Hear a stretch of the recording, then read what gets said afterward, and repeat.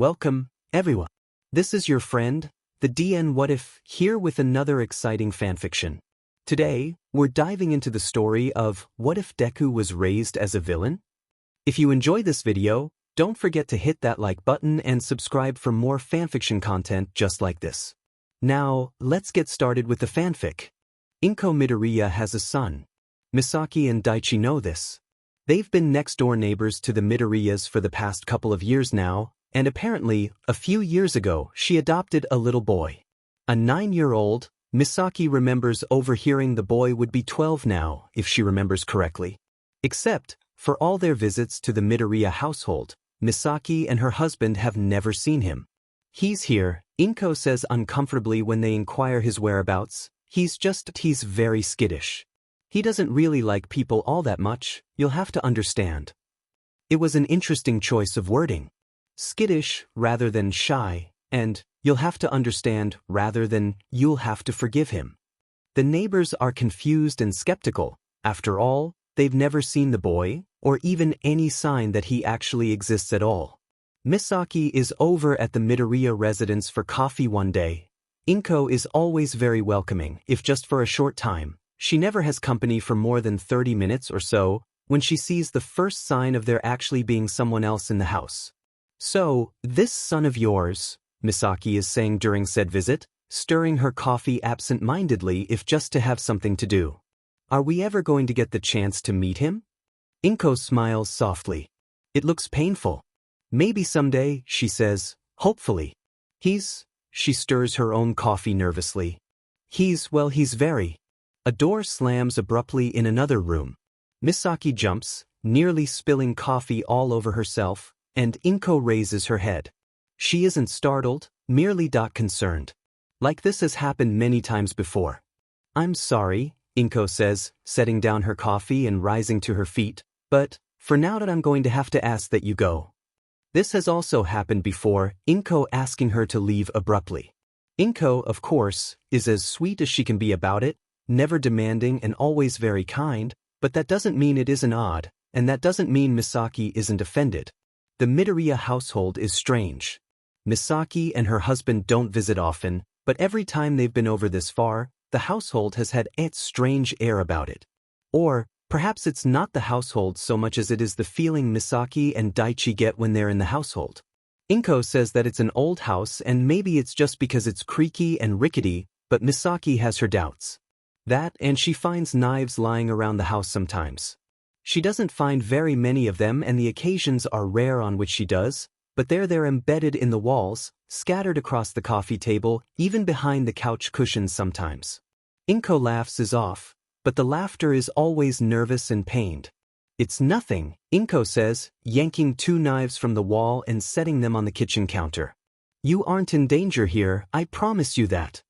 Another odd choice of wording. Inko doesn't explain the knives. She never has, and Misaki doesn't think she ever will. Misaki doesn't try and investigate. She isn't sure she won't find something she'll regret. The Midoriya household is full of secrets, and despite her curiosity, Misaki isn't about to go snooping again.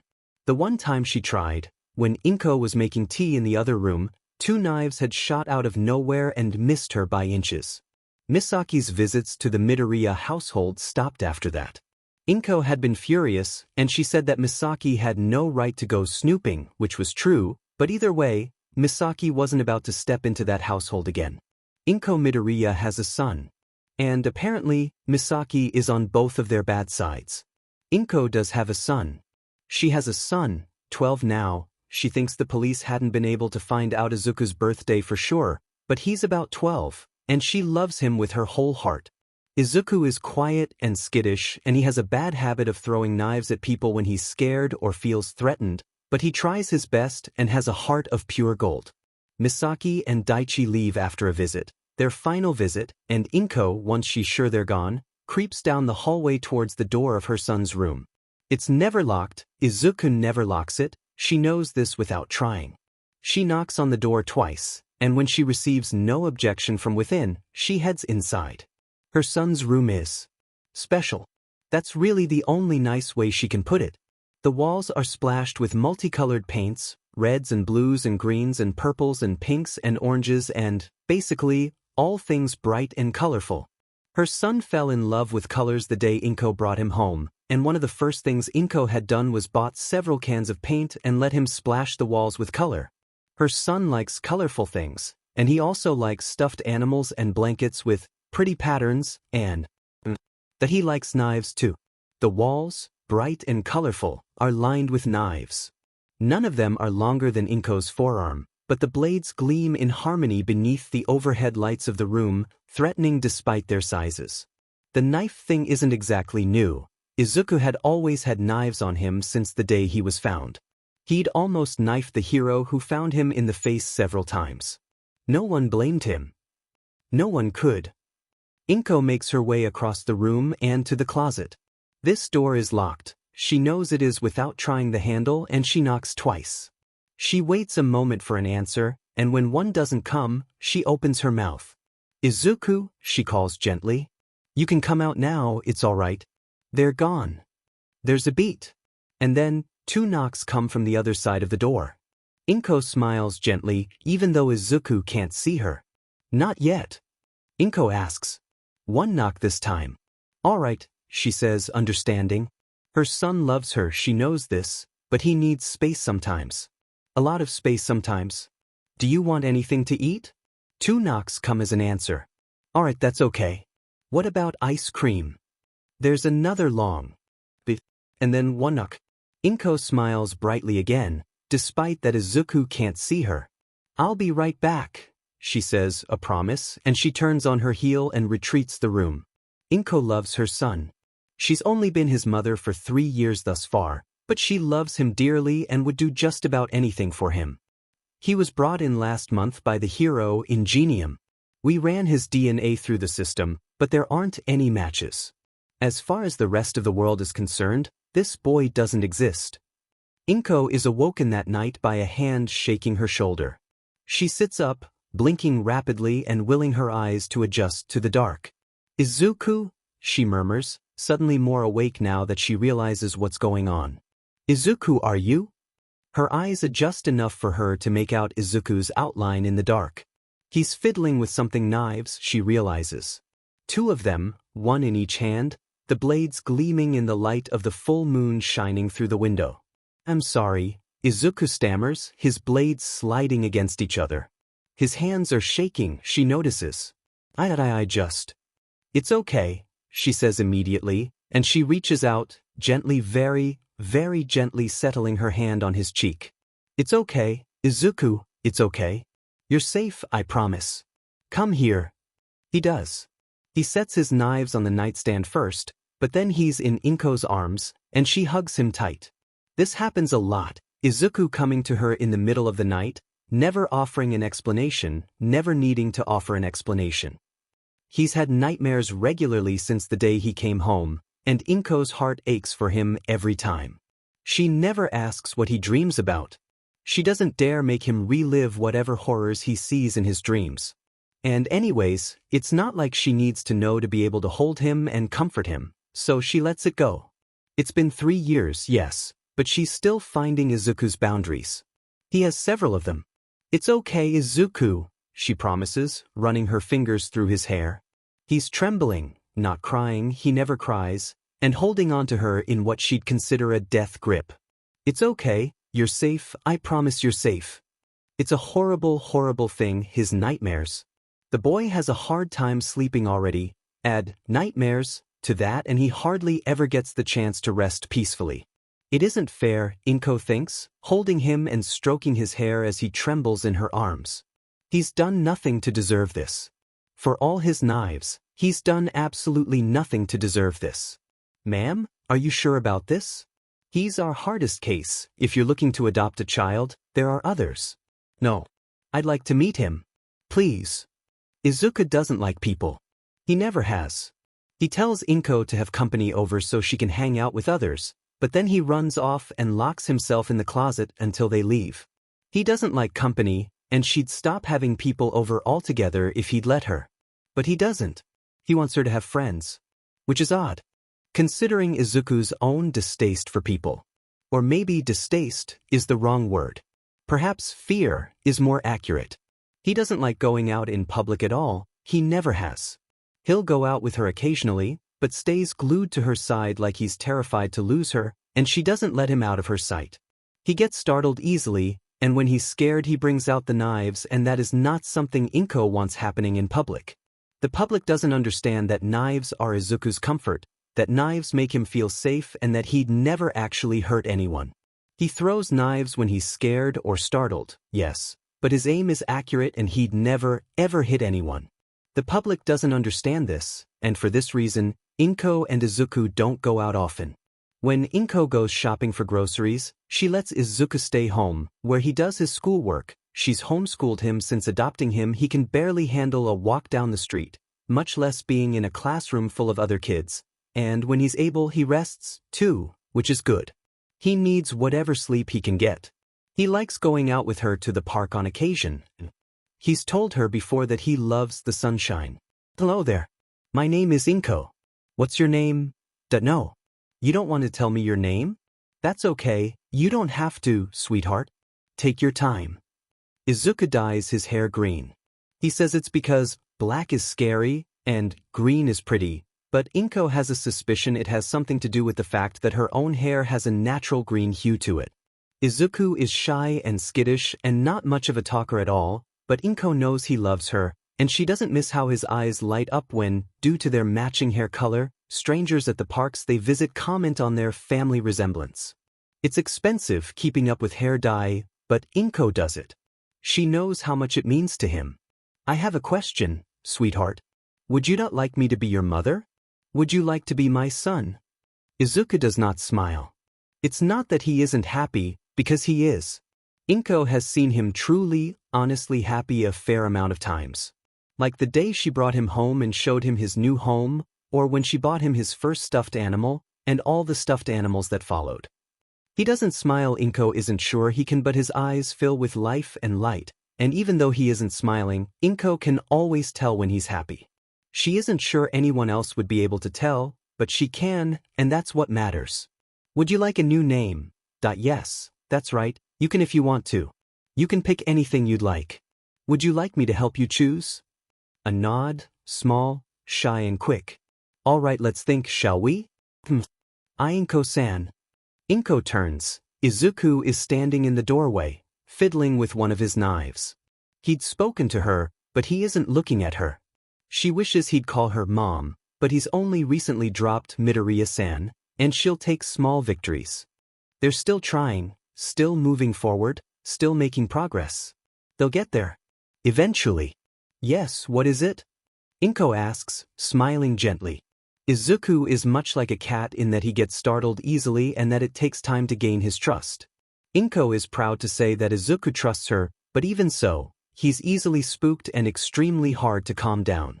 Plus, he has a tendency to lash out and throw his knives when he's startled, and although he'd never hit anyone, Inko doesn't want him to feel threatened enough to attack. Izuku fiddles with the knives some more. The green is fading out of his black hair. They'll have to get it redone soon. Hypothetically, Izuku stutters slowly. Can I be a hero? Inko pauses with a small frown. Why do you ask? Izuku bites his lip. He says, I was just thinking recently. Heroes don't really look like this, do they? Inko absolutely hates the way he phrased that, but she understands where he's coming from. Izuku has never been the healthiest person. He's skinny, pale, and he's prone to illness more often than Inko wants to think about. But, aside from that, Izuku is covered in scars. All over his forearms, all over his legs, all over his face. Beneath his clothes are more scars, more times he'd been hurt. Some of them are small and faint and others are long and jagged, like his skin was cracked. Izuku, she studies his face, his eyes. Is this really hypothetical? Izuku doesn't flinch, but he slides the blades of his knives together slightly more frantically. Yes. It isn't. He's lying. And Inko gets the feeling that she knows he's lying. She doesn't call him out, though. Instead, she crosses the room towards him. He doesn't flinch back like he used to, he stays where he is, and when Inko reaches him, she kneels in front of him and settles her hands on his. The knives finally still, and Izuku raises his head. He's small for a 12-year-old and they're eye level. Izuku, is that the one you want? You decided. A nod. All right. Inko smiles. She doesn't hug him, even though she wants to. It's taken months for them to build enough trust for him to answer her when she asks a question. He answers non-verbally, but even so, and she isn't about to break that trust. She'll wait for him. She'll wait for him, wait with him, and she'll be patient all the way. You're absolutely sure of this, sweetheart? This is your choice. The 9-year-old nods feverishly, and Inko beams at him. Well, in that case, Izuku it is. Izuku doesn't smile, but his eyes shine with a newfound light. It's the first time Inko has seen it. It isn't fair, Inko thinks, for what feels like the millionth time when it comes to this boy. It isn't fair, none of it's fair. His entire life hasn't been fair. He's suffered through so much and been hurt so many times, seen and endured more than any human being, let alone a child, should have. It isn't fair, Inko thinks. It isn't fair at all. But Izuku is. Watching her, waiting for an answer, and she puts those thoughts aside for now and smiles at him. Izuku, sweetheart. She meets his eyes and squeezes his hands gently. You'd make a great hero. There's just a moment in which she sees light in his eyes, bright and shining even though the rest of his face stays stoic as always. The knives hit the floor and then he's hugging her, and she hugs him back tightly. Do you like it, Izuku? A nod. Good. Because it's yours. This is your room now, sweetie. He whirls around to stare at her, eyes wide. He blinks once, confused, and she smiles. He doesn't return the gesture, but she can tell by the light in his eyes that, if he could, he'd be smiling back at her. It isn't fair, Inko thinks. She's sitting on the couch, and Izuku is sleeping, curled up against her side, 2 knives held loosely between his fingers. She runs her fingers over his cheek and through his hair absent-mindedly, and when her fingers brush over some of the many scars on his skin, her heart aches. It isn't fair. This boy has seen and been through so much he didn't deserve, so much pain. And it also isn't fair that the boy who wants to be a hero more than anything else would be raised and hurt so devastatingly by villains. Izuku is tired. He's always tired. He sleeps in mounds of stuffed animals and blankets his mom got for him, and it's warm and comfortable and safe and he knows it's safe, but he can never get a decent amount of sleep. When he can sleep, he gets nightmares. If he manages to fall asleep again, he wakes up exhausted. He wonders, briefly, if he'll ever get a full night of sleep a day in his life. His mother's chopsticks clatter against her plate, and Izuku sharpens his knives across from her, absent-mindedly, with a piece of flint. His breakfast sits in front of him, untouched. He hasn't had much of an appetite since last night's nightmare, and he isn't sure he'll have an appetite at all today. What is this? Child, you misunderstand. This is where you belong. This is who you are. This is what you are. Izuku. Izuku's head snaps up immediately, hands tensing. His mom smiles at him, gently but sadly, and she reaches across the tiny dining table, settling her hand over his. I know you don't want to, she says, but try to eat something, okay? Izuku swallows thickly. Okay. He sets the knife and flint on the table and takes up his chopsticks. A part of him is hungry, but the majority of him wants to puke just by the mere thought of food. He stares at his plate, chopsticks between his fingers, for a long, long moment. Eventually, his mother sighs. You can sharpen your knife if you want, Izuku. Try to eat something later, okay? Izuku takes up the knife and flint again immediately. He doesn't say anything, but that's all right. He and his mother have mastered the art of silent communication. They'd had to. His mom puts foil over his plate for him to have later if he wants it, and Izuku, after making sure she doesn't need his help, scurries off to his room again, shutting the door behind him. He doesn't lock it. He never locks it. He's 15 now. He thinks either that, or 14. He doesn't remember his birthday, so he and his mother decided on celebrating it in April, but his room isn't what you'd expect from a boy his age. The walls are splashed with multicolors, mostly bright and neon ones like green, pink, blue, and yellow. Izuku had done this with his mother when he was around 9. She'd bought him cans of paint and let him go at it, coming in to help and check on his progress every now and then. His bed is covered with stuffed animals, mostly cats and dogs, and blankets, and the multicolored walls are lined with Izuku's knife collection. His mother doesn't know how he got half of these knives, and she doesn't really ask. Izuku finds them anywhere, in alleys, dumpsters, plus what knives his mother did purchase for him. Honestly, Izuku isn't really sure how he ended up with so many knives. He has 2 pencil cups on the little, paint-splattered, desk by his bed, and although the cups are full, there's only 1 pencil in each. The rest of the space is taken up by even more knives. No, he's not obsessed with knives. He's just vaguely terrified of being caught without them. He flops onto his bed, face down, and shuts his eyes. "You're making a mistake, my boy. Believe me, you don't want to do this." Izuku opens his eyes again and sits up. It's a Saturday, which means there's no schoolwork for him to get done, which means he can relax. Or, as much as someone in his predicament can relax. Which is less than ideal, honestly. He gets up, grabbing his favorite hoodie off the bedpost, tie-dyed, blue and white, like a bright, cloudy sky, and slipping it over his head. He pulls 2 knives out of the pencil cup by the bed, sheets them at his belt along with the knives already there, then leaves his room. He finds his mother in the living room, bent over papers sprawled on the table.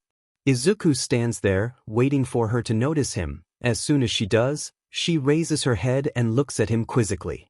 "What is it, Izuku?" "I'm going to go for a walk," Izuku says, pointing over his shoulder at the door. "Is that okay?" His mother pauses briefly, thinking this over. Then she nods. "That's fine," she says. "Be careful though, alright? Remember what Kagami-san told you." "I will," Izuku promises. She beckons him over, and as soon as he's within reach, she kisses his cheek. Afterwards, he makes for the door, slips on his shoes, their light-up shoes, odd perhaps, but what the heck, and heads out. It's a recent development, his mother letting him take short walks by himself. It's been a long road, getting here. Izuku has been seeing a therapist, Kagami-san, for the past 6 years or so, but even then, it's taken this long for him to be comfortable walking down the street without his mother beside him. Slow development, but development nonetheless. He's proud of it if he does say so himself. He wishes it'd be faster though. Oh, how he wishes it'd be faster. It's warm out, he can tell by the sunshine, but he's always cold, so he leaves the hoodie on. He's always had a hard time regulating his own body temperature, hence the reason he had so many blankets on his bed and so many hoodies in his closet. He ignores the looks he gets from people as he heads down the way. He keeps his hood over his head, avoiding their skeptical gazes and hoping they don't see just how many scars there are on his face. He hears a couple words, a couple questions like, "Should a kid really be out here alone?" and "He's all by himself." That's strange, but he ignores it. Honestly, he looks like a 10-year-old. He's short, very short, actually barely 5 feet tall, and skinny, not to mention the shoes he's wearing that light up with every step. He probably looks like a child to them. And he's oddly okay with that, as long as they leave him alone. Better they mistake him for a little kid than see the scars and mistake him for what he used to be. He keeps on down the street, hands in his pockets, fingers curled around 2 pocket knives. He's okay. He's okay. No one stopped him or said anything yet. He's okay. He can do this, he's okay. He's Oka. Someone knocks shoulders with him, hard, and Izuku stumbles, just slightly, balance askew by the force of the hit. He turns around, raising his head ever so slightly. "Oi, watch where you're going." Izuku looks at him. He's blonde, with spiky hair and flaming red eyes.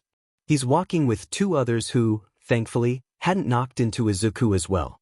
He's furious.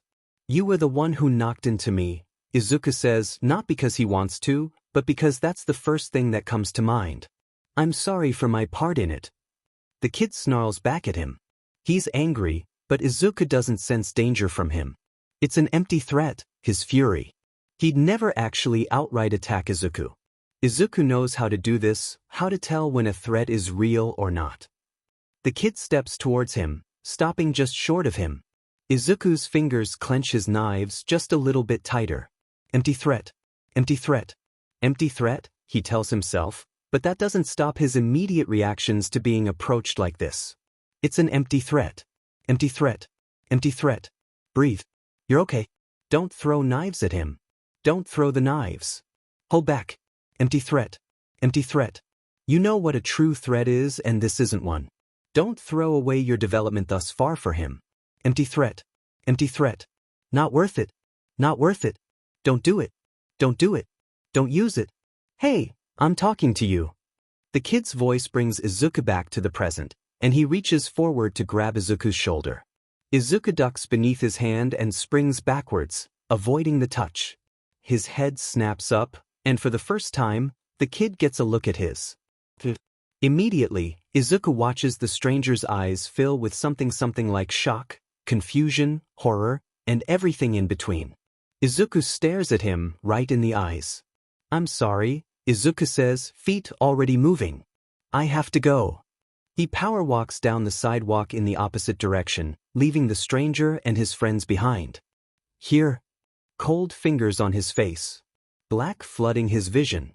Maybe this will calm you down. Teach you your place? He screams, and the world explodes into white and red and black. As soon as Izuku knows he's far away enough, he isn't following you, you're okay, he isn't following you, empty threat, empty threat, empty threat. He ducks into an alleyway and leans against the wall, breathing heavily for a moment or two. That could have gone very, very badly. It's over now. It could have gone badly, but it didn't. You're okay. You're okay. You're okay. Izuku catches his breath and opens his eyes again. The sky above is bright, but the alley is dark. He stomps his foot, then watches the multicolored lights flash on the floor and wall. It's comforting, somehow. It reminds him that darkness isn't all there is. Izuku's head snaps up again, and he looks around wildly for a moment or two, fingers clenching around the hilts of his sheathed knives. He doesn't hear the sound again for another long time.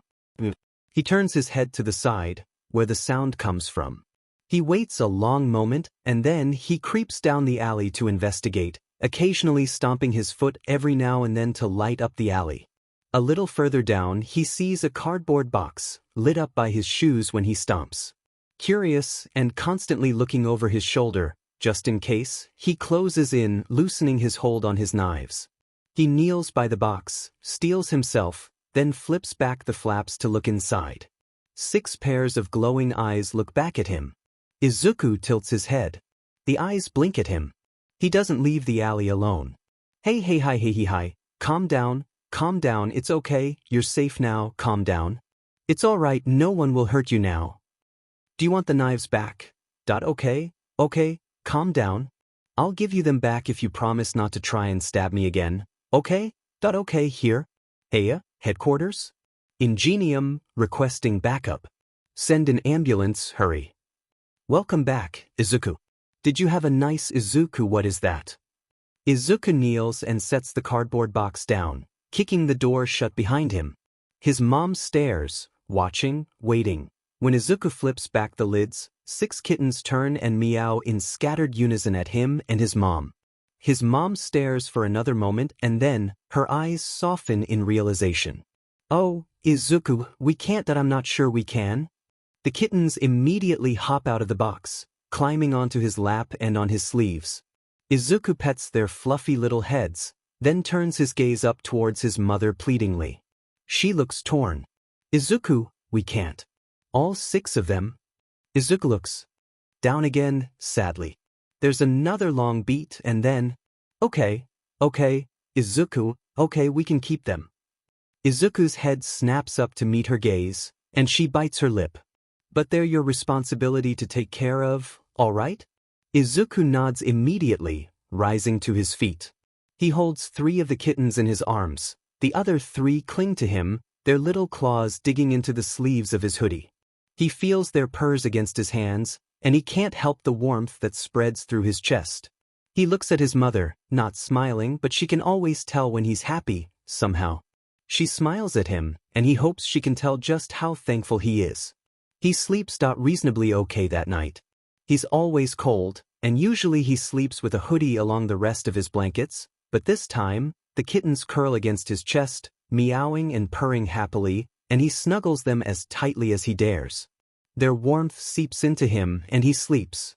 What the hell would happen to this kid? Villains, there's no other explanation. We're lucky we found him when we did. He was losing a lot of blood. Those wounds that it looked like his skin was cracked open from the inside out. Like something was destroying him. Ingenium, you said you found him alone? He was alone, yeah. Freaked out pretty badly by something too, poor kid. If I'd been any slower, he would have knifed me in the face. Does he have a quirk? Do you know? Well, X-rays of his toes would suggest that he didn't. But Izuku goes out the next day for cat food and a litter box. His mother gives him some cash, and shortly afterwards, he heads out, after kissing each kitten on the forehead once or twice. He wears his heelys this time and the same hoodie from yesterday, now covered in black cat hair, not that it matters, and thankfully he isn't approached or knocked into by anybody, which is good. He can avoid more breakdowns that way. The pet shop is located on the other side of town, further into the city in a small, infrequently busy part of town, for which Izuku is glad. Going out 2 days in a row, especially to places with lots of people, would be hard. He isn't sure he'd be able to cope with it. He continues down the sidewalk, towards the edge of town where the pet shop is. He passes a few people here and there, but not too many, and soon he's all alone. No one passes by on foot or in cars, just him and the sidewalk. He comes to a bridge and he stops there for a moment. It isn't a very long bridge. He can see the light from the end of it, but even so, he's never liked the darkness. He has reason not to like the darkness. He reaches into his pocket and pulls out a small but bold flashlight. He flicks it on, the light penetrates the darkness, and after another moment, he keeps walking, following the path of light left by the flashlight. He gets about halfway through before he hears a clank and a clatter behind him. He spins around immediately, yanking 2 knives from sheaths at his belt and holding them between his fingers. A sewer cap hits the road, spins like a coin, then falls on its side. From the gaping hole in the street emerges a gross, slithering blob of something, a shapeless something with beady, bulging eyes and white teeth. Its body doesn't have shape, but it's definitely alive. Its eyes find Izuku's and stay there. Well, what do you know? It says in a garbled, gurgling voice, emerging further from the sewer to face Izuku fully. Perfect timing, kid. Threat, threat, threat, threat, threat. The villain lunges. Grab him. Somebody, grab him. I've got him, I've ACK. He's running, get him. I've OW. He bit me. He runs. He runs, he headbutts people who grab him, he bites them, he kicks, he thrashes, he screams, he's scared, he wants out, he has to run, he has to get out of here before they hurt him, everyone hurts him, he has to run before. He makes it to the door, but then it opens, and he bonks his head against the new arrival's leg. He's thrown backwards by the force of it, and he hits the ground, breathing heavily, scared, terrified, hyped up, exhausted.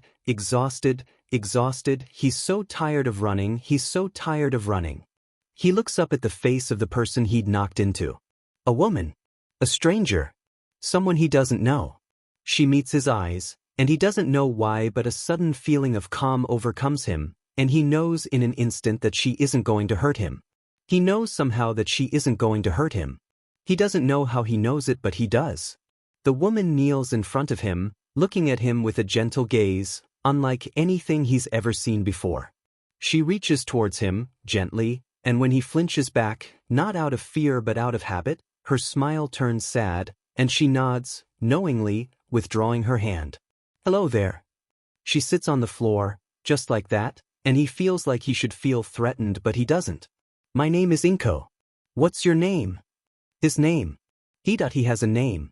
He does, but he shakes his head feverishly, ignoring his pounding headache. The woman watches him with soft, kind, that's what it is, it's kindness eyes. No? You don't want to tell me your name? He shakes his head again, more feverishly this time. He's expecting a hit, he's expecting pain, but all he gets is another small, understanding smile. That's okay, you don't have to, sweetheart. Take your time. No one has ever spoken to him the way this woman speaks to him now, gentle and kind and understanding. It shocks him but also comforts him. Izuku dodges. Izuku skids backwards for a moment or so, but ultimately keeps his wits and footing about him. The shapeless, gurgling villain turns its bulging eyes towards him, and its white teeth curve into an amused smile. A feisty one, are you? The villain grins, slithering towards him again. I like a kid with some spunk. It lashes out at Izuku with its shapeless body, and Izuku turns, ducks, and dives to the side. Something splashes his hand as he dives, but he's fast enough to avoid the villain. He skids, his heelys carrying him backwards from the momentum of the dive. He stops himself by slamming the blade of his knife into the asphalt before him. The villain looks less amused this time, rising up again to face Izuku fully. All right, kiddo, it says, you can stop dodging now. I love the feisty ones, but this is getting tedious. Threat. Tchart. Thrat. Thrat. Threat. Izuku feels something bubble up in his chest, as his fingers curl around the hilts of his knives and the villain rises to its full, shapeless, gurgling height in front of him. Izuku grits his teeth, mind racing. Now, let me show you how it's done. He runs towards the villain this time without giving it the chance to strike first. The villain grins at him, most likely assuming this is his game, but it isn't. The villain swings at him, and Izuku shifts from the ball of his feet to his heels, where the wheels are, and bends himself backwards. The villain's swinging limb misses his face by inches, and Izuku waits, watching, for the right moment. The villain fixes one of its bulging eyes at Izuku, and with a swing of Izuku's arm, the knives fly. Knives are close combat weapons, but if you get good at hitting your target, well, it's a whole new game. Why not get good at it now, my boy? Your aim? Two of them sink into the villain's liquid body harmlessly, as Izuku had deducted they would. That's why he threw 3 knives. There's a spurt of blood, and the villain lets out a horrible screech and wail, thrashing and writhing and moving shapeless limbs to clutch at its face. Izuku swings himself around, a considerable distance away, and watches. The only thing he feels is regret from losing 3 of his knives. I can't, I'll hit her. Then you're going to have to learn to aim quickly if you don't want to. The villain looks at Izuku, blood mixing with its green, shapeless body. One eye is wide, scared, angry, pained. The other is bloody, with a knife protruding from it. What the hell are you? The villain shrieks. You're just a kid, how could? Izuku responds by shining his bright little flashlight in the villain's face. It shrieks and writhes back further, and Izuku watches, deadpan. You're a villain, Izuku says plainly. And you attacked me. What did you expect me to do? Oh yes, please suffocate me. I'd love that. I don't think so. The villain looks at him again, and this time, it meets Izuku's eyes. Rather than seeing Izuku as a potential victim or a target, it finally looks at Izuku's face, half shrouded by darkness and the hood over his head. Izuku knows how he looks. He's always known. He's always wished he didn't know. What? The villain has gone from angry and shocked to utterly horrified.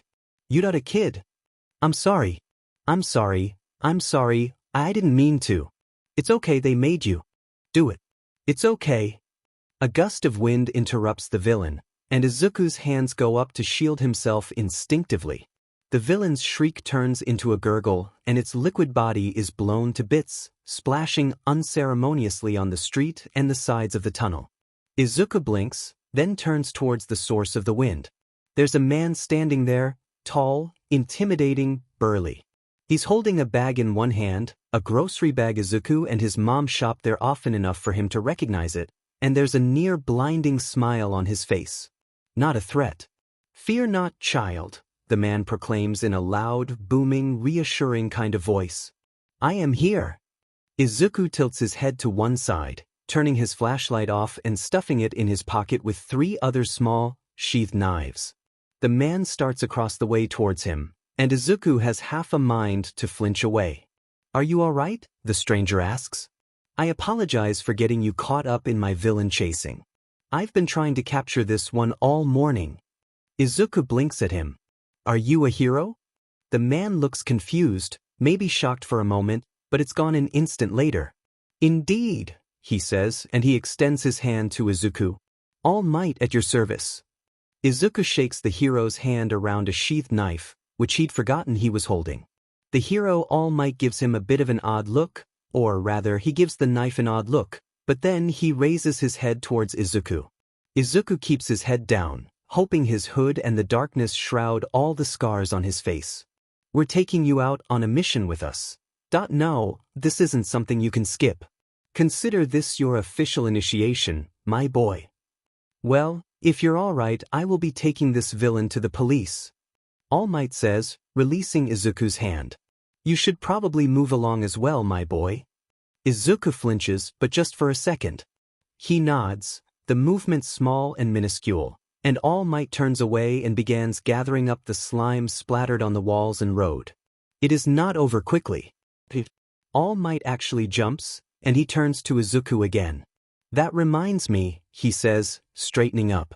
Do you like knives, my boy? Izuku has absent-mindedly been sharpening one for the past minute or so. Yeah, Izuku says simply, still sharpening it. It bothers him that he doesn't remember pulling his knife and flint from his belt. Izuku keeps sharpening the knife, and All Might goes back to gathering up the slime. Izuku isn't sure what All Might is feeling, but just from the vibe he's getting, there's an air of awkwardness. He said I should go home. Izuku spins on the ball of his feet to head in the opposite direction. You don't want to do this. Believe me, my boy, you don't want to do this. This is who you are now. This is what you are now. You cannot deny it. TKS dot. Is dot. YOU dot. Izuku stops, frozen in place. Well, that should be it.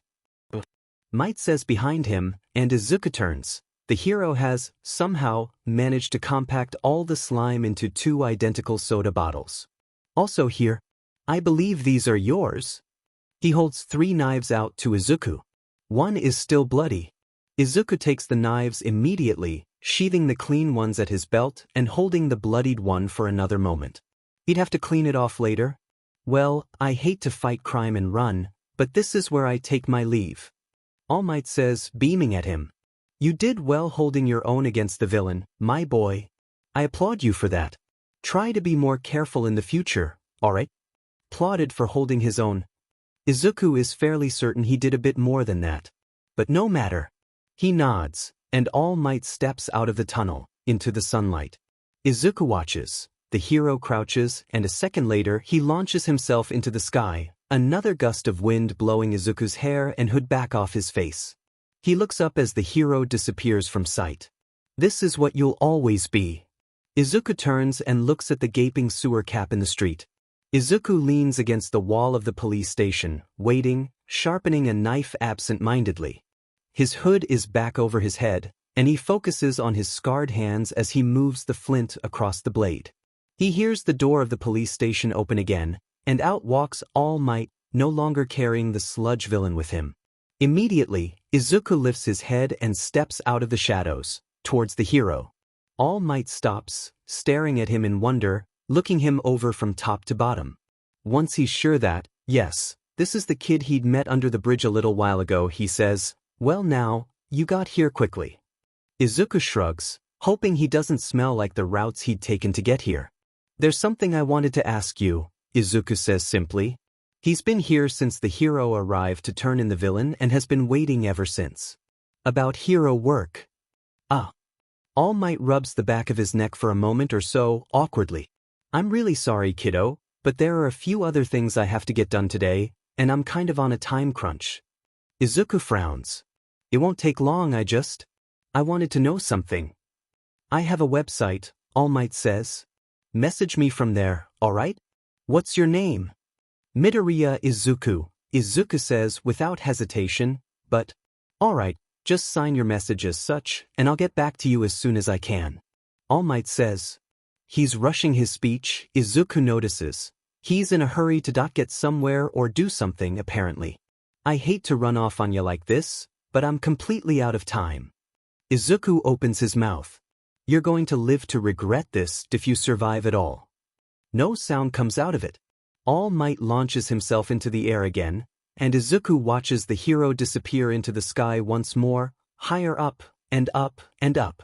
He lands on the rooftop of a building a little ways off, completely vanishing from Izuku's sight. Izuku frowns, tilting his head to one side in confusion. And then he decides to investigate. Toshinori is nearly out of time. He's close, he's really close. He can't maintain his hero form for much longer, and maintaining it while talking with the police officers regarding the sludge villain had already been a struggle. And then that boy. Toshinori feels horrible for running out on him like he had, but he was out of time. He couldn't stay and have a proper conversation with the boy without revealing his secret. He stopped on the rooftop for a break, just to catch his breath. He really isn't fit for long villain chases anymore. He's lucky he hasn't revealed himself yet. Toshinori spins around. He's still All Might, currently, but he'd been about to drop his form a second ago, and there's steam rising from his body. Any second now, it's going to drop, and there isn't a thing he can do about it. The boy from earlier swings himself onto the rooftop, a forearm-length knife in each hand. Toshinori stares at him, wide-eyed. How did you? I scaled the building, Izuku says casually, like he didn't just do the thing he said he did. How? I've done it before, Izuku says flatly. He has a hood over his head and he's keeping his head down, so it's hard to tell exactly what kind of expression he's wearing. Honestly, Toshinori has no idea what to think about this kid. He looks like he's maybe 10, 11. But he'd stabbed a villain in the eye with aim that'd make even a professional fighter jealous. With mental, emotional ease that would make a professional fighter jealous. And maybe a little scared. More steam rises from Toshinori's arm, and he's reminded of his time limit. Listen, kiddo, I'd love to talk with you more, Toshinori says, and he means it, he really, really means it, but I don't have time right now. I don't. Izuku raises his head, and for the first time, Toshinori meets the boy's eyes. His eyes are haunted. The eyes of someone who'd fought a vicious battle and emerged victorious, but not unscathed. The eyes of someone who'd witnessed 1,000 bloody, gruesome murders. The eyes of someone who'd suffered and seen too much. Toshinori has seen eyes like these before. He's seen them on retired heroes, on heroes who'd witnessed and been through so much. He's seen them on heroes who'd been traumatized in the line of work. He's seen them on people who have suffered so much that, eventually, their eyes lost their light. But he's never seen them on a child before. A child's eyes, dead eyes that have seen and suffered so much. Scars splattered all over his skin, all over his hands, all over his face, 2 knives clutched between scarred fingers. I want to know, Izuku says. What is it that makes a hero? His time runs up, and the rooftop is engulfed with steam. The kid is not shocked. A little startled, perhaps, when buff, hero, All Might suddenly becomes skinny, sickly, Toshinori Yagi, but he isn't that shocked. He isn't. He doesn't shout, or scream, or run away, not that he could, considering the height of the building there atop, but point in case. Toshinori is forced to tell him. He tells the boy about the injury he'd received while fighting that villain 5 years ago. The boy listens, nodding periodically, knives sliding against each other, and Toshinori can't believe he's taking it so well. He really, really can't. This kid, this child, is nodding in understanding while Toshinori explains a gruesome injury. Something about that isn't right. I'm sorry that happened to you, Izuku says, looking down at his knives.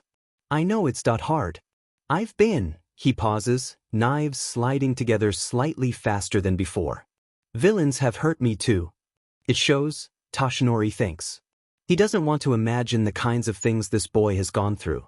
Doesn't want to imagine the kind of things those eyes have seen. Your question, Toshinori says, watching him steadily, unsure of what he should say or how he should respond. About what makes a hero, what do you mean by that? The knives still for a moment, and then the boy continues sliding them against each other, the sound of metal against metal in Toshinori's ears. That I was wondering how you can be one, Izuku says.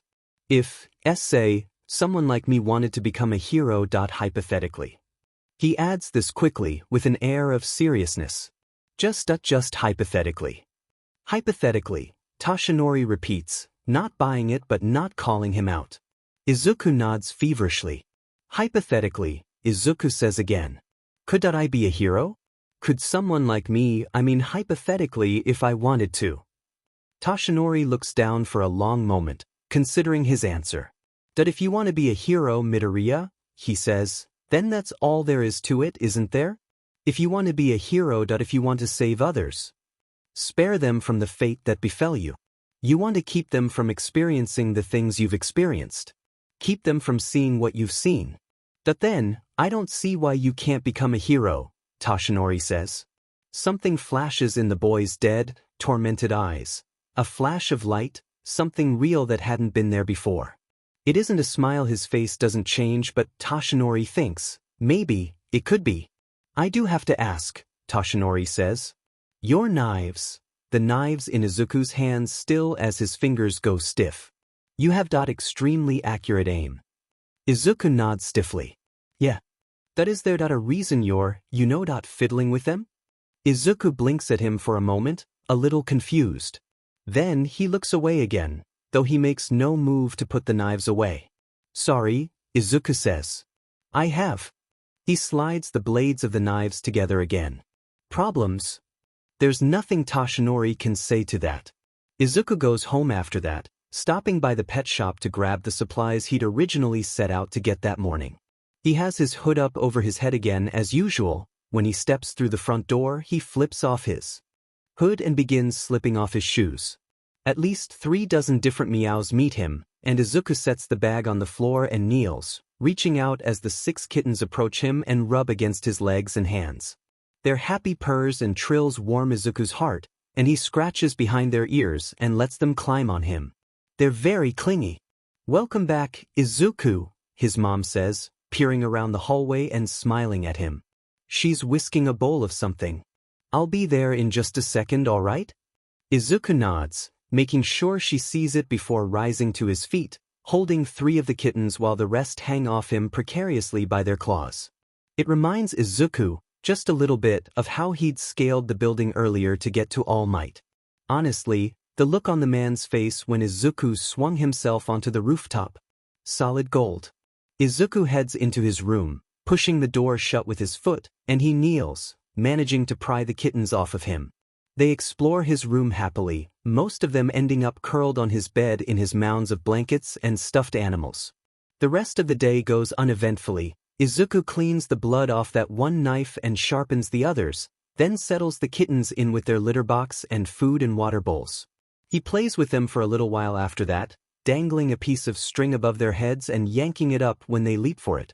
Their claws remind Izuku of little tiny knives. His mom makes curry for dinner, and after she kisses him goodnight, and tells him, for the utmost time, not to be afraid to wake her up if he needs her, Izuku goes to bed. I'm sorry, Keiko. Shoo, it's okay. It isn't your fault. They made you, you didn't want to. I'm sorry. It's okay, stop crying. You didn't hurt me, remember? They made you. It isn't you, it's them. It's okay, I promise. She couldn't do it, my boy, don't you see? She was weak. How wwwi did you? Don't cry, child. You're stronger than she was. And this experience will only make you stronger. Hear that maybe this will calm you down. Teach you your place. Everyone get out of here. What the hell? A scream. A crash. More screams. Some of them are his. Some of them are not. Izuku wakes up, silent, but sharply. He lays there for a long time, staring up at the ceiling, heart in his throat and breath getting caught on a lump there, something he can't swallow back. His nightlights are on, all 5 of them, but they don't help quell the darkness now like they usually do. He feels distorted, frantic, not entirely there, and he moves on numb feet into the bathroom, thoughts racing as quickly as his frantically beating heart. Teaches ISWHO YOUARE. TSISWHAT YOUARE. He bends over the toilet and throws up. Inko wakes up feeling distorted. She sits up immediately, ears ringing, and although her body is still half asleep, her mind is fully awake and aware, and she swings herself out of bed immediately, rushing from her room, down the hall, all the way to her son's bedroom. She wants to throw the door open, but doesn't. She's done that before in the past. Izuku hadn't meant to, but he'd thrown 5 knives. The doors still have deep nicks where they'd sunk into the wood. She knocks. Her ears are ringing, her mind is jumbled, but none of that matters. She knocks, more frantically, when she gets no answer. "Izuku," she calls. "Izuku. Izuku, I'm coming in now." No answer. She opens the door and hurries inside. The 6 kittens Izuku had brought home yesterday are circling in front of the bathroom door, meowing, pawing the door, scratching it. Inko rushes over immediately. She sees the light on from the crack at the bottom of the door. She knocks, becoming more scared and frantic by the second. "Izuku? Izuku, answer me." There is no answer. She turns the knob. The door is, blessedly, unlocked, although the static in her mind and ears makes it take a second longer to register this information. She swings open the door and hurries inside. Izuku is curled up on the floor, back pressed against the wall, shaking horribly. Inko pushes past the static in her mind and races over, keeping her steps as light as she can. "Izuku! Izuku!" This has happened before. She knows how to handle it. That doesn't make it any easier, but at least she knows what to do. She reaches out and gently settles her hand on his bald fist. Immediately, his eyes snap open and find hers. His green irises flash gold. Just for a moment, she feels a blur in her mind, another distortion, and her vision goes blurry, but it passes quickly. This has happened before, many times before. She knows how to handle it. She pushes through the static, squeezing his white knuckles. "It's okay. You aren't there anymore, Izuku, you're here. You're here, you're safe, I promise. Please."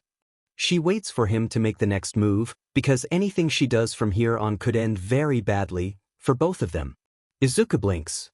Some of the panic fades from his eyes, but only some, and realization, awareness replaces it. He moves, slowly, painstakingly slowly, uncurling from his fetal position and sitting up, palms pressed flat against the tiled floor. He looks at her, face pale, scars standing out painfully against his skin. Inko opens her arms to him, and he falls into them, his own arms going around her waist, head tucking under her chin. He doesn't cry, but he trembles, and Inko strokes his hair and rocks them both back and forth. The kittens find them eventually, too, and they make themselves comfortable, hopping into Inko's lap and curling against Izuku's stomach and chest. Inko barely notices them. The static in her ears and brain finally begins to dissipate as Izuku's trembling slows, and eventually, it stops altogether, and Izuku's breathing evens out. This happens more often than Inko wants to think about, and even though she knows how to handle situations like this, that doesn't make it any less painful. She squeezes Izuku tightly, resting her cheek on top of his head. Another close call. "Turn on the alarm, hurry. There's a break. Stop it right there. You won't get away, we won't let you." A swing. A gurgle. Unconscious policeman. Alarms blaring as the new, half-blind, anger and hate-driven prisoner escapes. Vinden see chapter text. I'm sorry, Hey, stop that, okay? Stop apologizing, it isn't your fault. You're getting better at aiming, you know. It barely grazed me. I don't want to hurt you. His voice is a high-pitched shriek. I never wanted to hurt you, Keiko-chan. I never wanted, I hate mice. No, don't say that. She hugs him tightly, and when she pulls away, she's smiling, trying to be reassuring. I know you hate it now, and Dot and I hate it too, but you're getting really good with those knives. They're like little claws, you know? You're like a cat. A little kitten. He blinks at her. You really? Of course. She boops him on the nose lightly with a bandaged finger. So, don't hate yourself, okay? Please, for me. Okay. I won't, Ko-chan. Inko cannot let Izuku get sick. He gets sick a lot, due to his less than stellar health, but it's the fevers that Inko has to avoid. Whenever Izuku shows any sign of a fever, she has to do literally whatever it takes to snuff it out. and right now, it feels like Izuku is getting a fever. It makes sense, really, after last night when he'd stress vomited at least thrice and couldn't get even an hour of decent sleep. It only made sense for him to get a stress fever. But even so, she can't let it happen if she can help it. Bad things happen when Izuku is feverish, not just to her but to him, too, and she doesn't want to put him through that. He goes through so much as it is. She sits by him at his bedside, pressing her hand over a wet rag on his forehead. He's curled in a fetal position on his side, chin nearly touching his knees. The kittens he'd brought home are curled with him, purring, and Inko is glad she'd decided to let Izuku keep them. Maybe their warmth helps. She reaches over and settles her free hand on Izuku's balled fist, biting her lip. His hand is cold, his hands are always cold, and she strokes her thumb along his white knuckles. After a second or so, she removes her hand and reaches over. Izuku has a sheathed knife on the desk by his bed, and she grabs it, then turns back to her son. She uncurls his balled fist, then closes his fingers again around the hilt of the sheathed knife. Izuku's fingers tighten around it immediately, and Inko rests her hand over his again. When she checks his temperature later, she's relieved to discover that Izuku was not getting a fever or, if he had been, she'd been able to snuff it out before it got any worse. She's glad. She's going over papers in the living room when she hears a door open and close, and Izuku shuffles into the room, dark circles even more prominent than usual on his pale face beneath his tired eyes. He has a blue and white striped blanket pulled over his shoulders, and he's holding a sheathed knife. The kittens, 3 of them, the other 3 must still be asleep, curl around his ankles, rubbing their heads against his legs. Inko smiles softly, sadly, and scoots over a tad, patting the spot beside her on the couch. Izuku blinks at her for just a moment, but doesn't hesitate. He quickens his steps and sinks down beside her on the couch, and when he knocks his head against her shoulder gently, okay, she wraps an arm around him and threads her fingers through his hair. It's mostly black again. Izuku will probably want to have the green redone pretty soon. Are you all right now? Inko asks softly. She feels the smallest hint of static in her mind, though she doesn't comment. It isn't bad enough that she can't push through it with ease. Izuku pauses, then nods, the movement small and stiff. She waits another moment or two to see if he'll continue, and when he doesn't, she goes on. Do you want to take the medicine, just in case? Izuku bites his lip for a long moment. Then he nods feverishly, and Inko kisses his temple lightly before getting to her feet and heading into the kitchen. When she returns with 2 small pills and a cup of water, the kittens are in Izuku's lap, and he's stroking his fingers through their fur gently, though he's holding the hilt of his knife in a white-knuckled grip in his other hand. Inko sits beside him again. He takes the pills with the hand not holding the knife, then accepts the water to wash them down. Inko sets the empty cup on the coffee table and wraps an arm around his shoulders again. With her other hand, she reaches out, and the kittens immediately raise their heads to investigate her hand. Do you have names for them yet? Inko asks quietly. Izuku nods, some light returning to his exhausted eyes. Fluffy, he fingerspells, then points at one. Marshmallow, he points to another, and Kittles. He points at the last one. The other 3 are Icy, Snickers, and Rainbow. Inko smiles. Those are good names, she says, running her fingers through his hair again. Izuku nods in his own agreement, and Inko returns to the paperwork on the table, absent-mindedly stroking Izuku's hair. He falls asleep eventually with his head on her shoulder, and she doesn't dare move until he wakes up first. Stand aside, brat. You can't make him train today. He's sick, you can't make him do it today, please. The villain, a henchman, clicks his tongue. TC, stupid girl. You'd better learn your place or else. Now, a hand lands on the villain's shoulder. Didn't you hear her? She said the boy is sick. We need to treat these children with respect. The henchman calms down, just a bit, then shrugs off the hand, spins around, and storms from the room. Stupid brats. She bares her teeth at his retreating back. It takes a couple of days before Izuku decides to go out again. It always does, after close calls like the one he'd had a few days ago, when he'd almost lost control. He stays home for at least a couple of days. Are you sure you want to go out? his mother asks. She isn't worried, merely making sure he's alright with it and not pressured by some self-set rule. You can wait for a few more days too, if you'd like. Izuku shakes his head. I'm fine, he says. He's back to talking again. His bouts of selective silence don't generally last more than a few days. I'll come home if I need to. She nods. Give me a call if you need me to come get you. Izuku nods back at her, pulling his hoodie over his head. This one is dark purple, almost black, with tiny swirls like galaxies throughout it. His hair only has a few streaks of green left in it now, leaving it mostly black, but for now, that's fine. As much as he hates it, he can wait a few more days to get it redone. After making sure he has at least 10 knives with him, keywords, at least, he says one final goodbye to his mother and the 6 kittens, then heads out. The first thing he notices when he's outside is the pair of eyes watching him from between the blinds in the neighbor's house. Izuku frowns, tilting his head to one side. When the owner of the eyes realize they've been found out, they abort, snapping the blinds shut and hiding their faces. Izuku shrugs to himself, then turns and continues on his way. His mother has warned him about their snooping neighbors, and besides, he doesn't want to affiliate himself with them, or anyone really, anyway. It's a sunny day again, which is really nice. He doesn't like the rain or the darkness, so these fair-weathered days are nothing short of a godsend. At least he doesn't have to deal with rain or darkness today, on top of everything else. Absent-mindedly, he pulls his phone from his pocket and scrolls through the news. The first headline to meet his attention is, "The hero, All Might, 7 villains captured in 3 hours." And he looks it over once or twice, then stuffs his phone back in his pocket. 3 hours, huh? Izuku thinks, continuing down on his way. That's his time limit. 3 hours. Guess he won't be doing any more hero work today.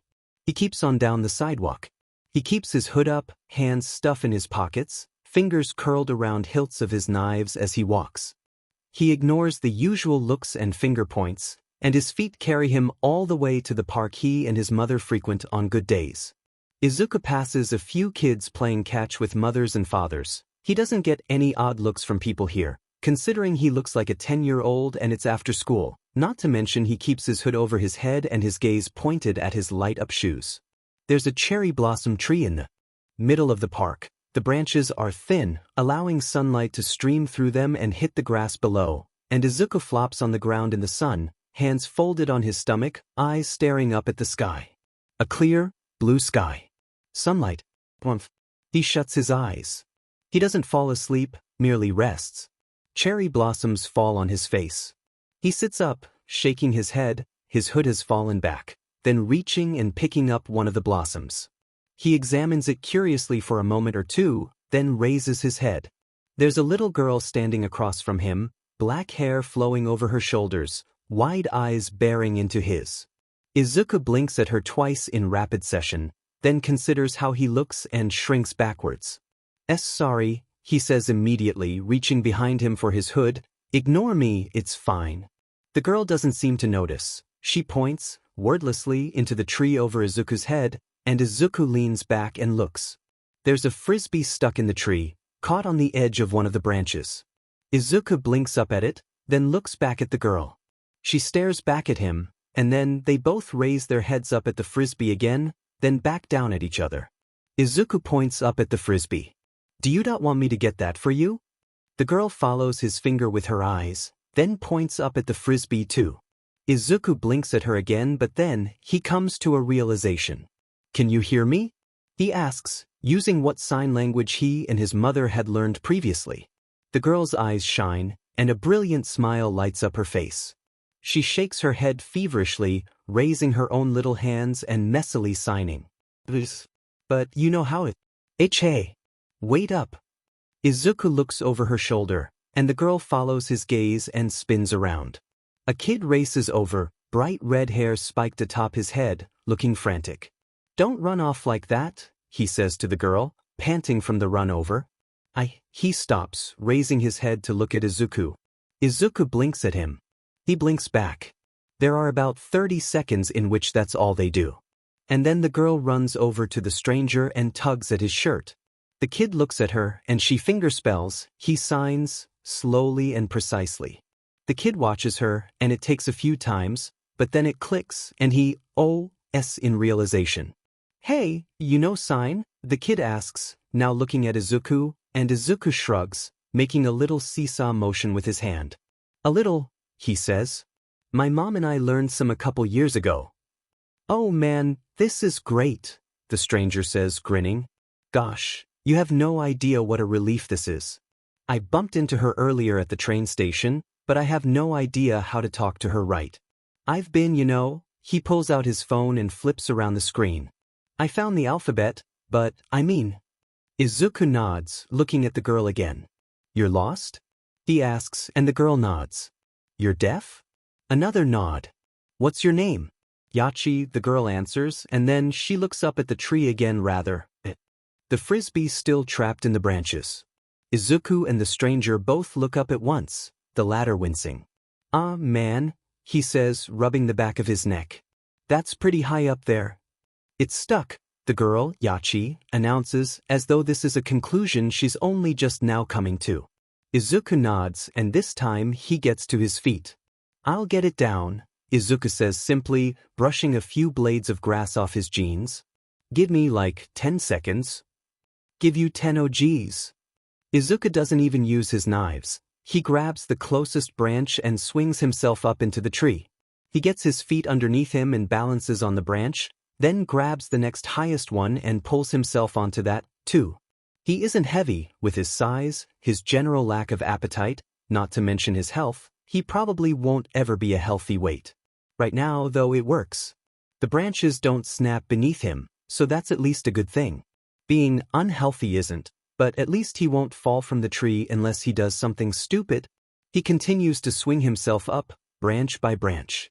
He doesn't pull out his knives to climb. That's not really something he wants to do right now, especially not in front of that little girl or the parents and their children at the park.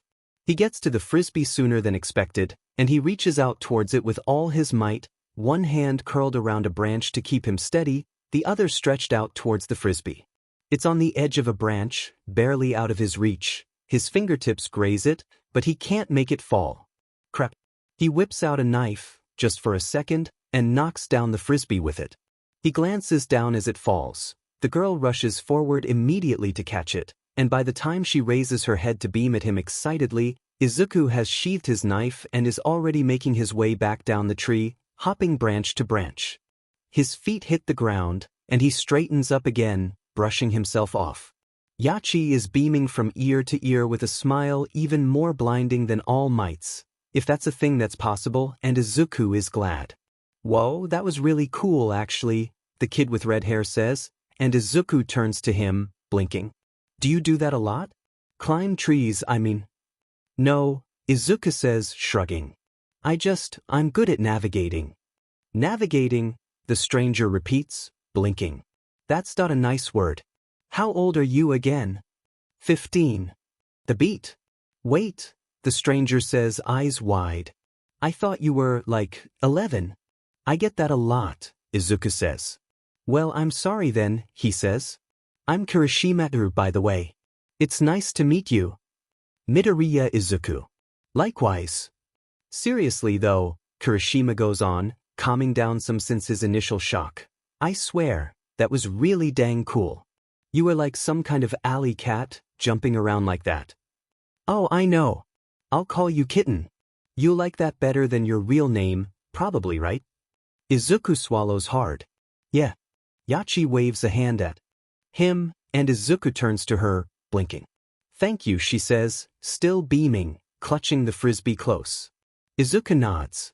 You're welcome, he says, and then he turns back to Kirishima. You said she's lost? Kirishima nods.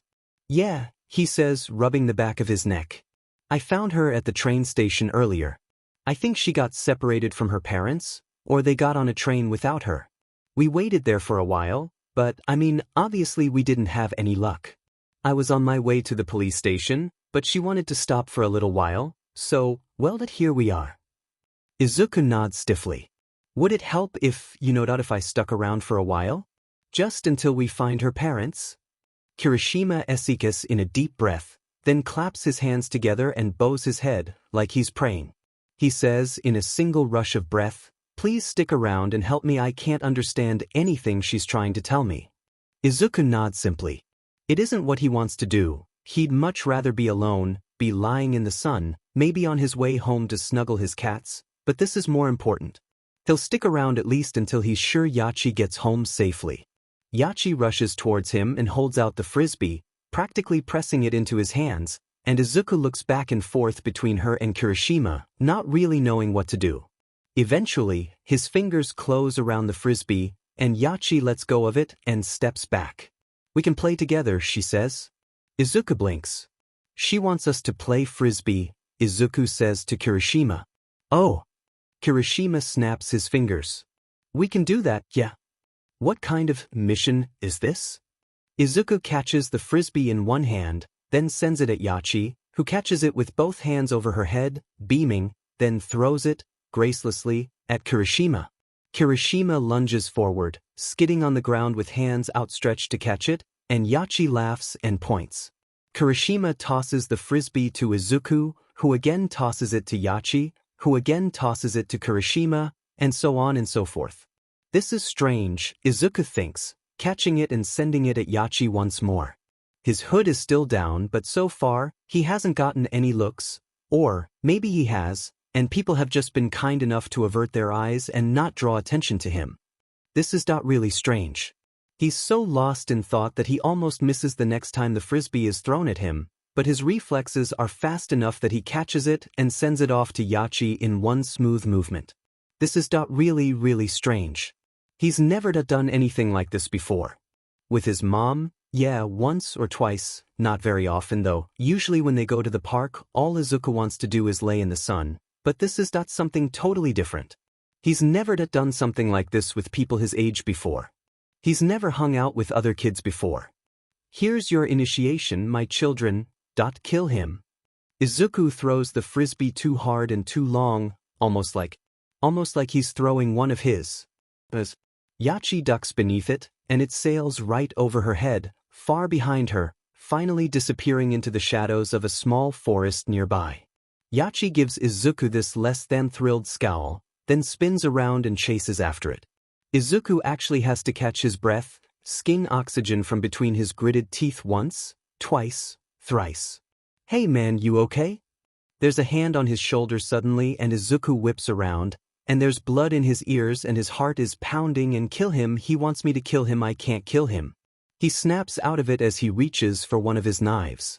The familiar feeling of his fingers curling around the hilt is what finally whips him back to the present where he belongs. He forces himself to relax, forces himself to take a deep breath, recalls what his therapist told him. The danger is gone and cannot hurt him anymore. He's alright here where he is. He's fine. He's fine. He's fine. Sorry, Izuku gasps out, turning his head away. That was uncalled for. No, it's cool, Kirishima says, though he seems just as shocked as Izuku, though his shock is laced with worry. I shouldn't have grabbed you like that was my fault. You okay? Yeah, Izuku says, shaking his head with vigor, like he could somehow knock his feelings and memories out of there. He can't. Sorry, I have problems. The only reason he isn't sharpening a knife right now is because he isn't sure what he'd do the moment he has a knife in his hand. Well, I mean, Kirishima pauses, like he's thinking about what to say. You kinda look like you've been through hell, no offense. Well, at least it isn't pity. Yeah, kinda have been, Izuku says. Anyway, I think we should go to the police station now. Have them find Yachi's parents. It's hard to tell exactly what's going through Kirishima's mind right now, but he doesn't argue, rather nodding. Yeah, agreed, he says. A second later, Yachi returns with the frisbee, and when Izuku explains that they want to go ahead and find her parents, Yachi smiles and nods, and they set off. Yachi skips between Kirishima and Izuku, her hand in Kirishima's, the frisbee tucked under her arm. Her free hand sways at her side as she bounces, taking 2 steps for every one of Kirishima's. Izuku, also, takes 2 steps for every one of Kirishima's. Unexpectedly, Yachi slips her free hand into Izuku's, and out of habit, Izuku flinches, but doesn't pull away. It's just a little girl, pull yourself together. Just a little girl. Karita, my girl, why don't you go first? Izuku gives his hand back, releasing Yachi's, and Yachi gives him this sad, wide-eyed look, like he'd betrayed her in some horrible way. Sorry, Izuku signs quickly. My hands are cold. You probably don't want to hold them anyway. Yachi doesn't look any less betrayed, but she doesn't try holding his hand again, which both hurts him and leaves him grateful. They keep on towards the police station, and Izuku keeps his head down, hands now stuffed in his pockets where he can feel his knives against his knuckles.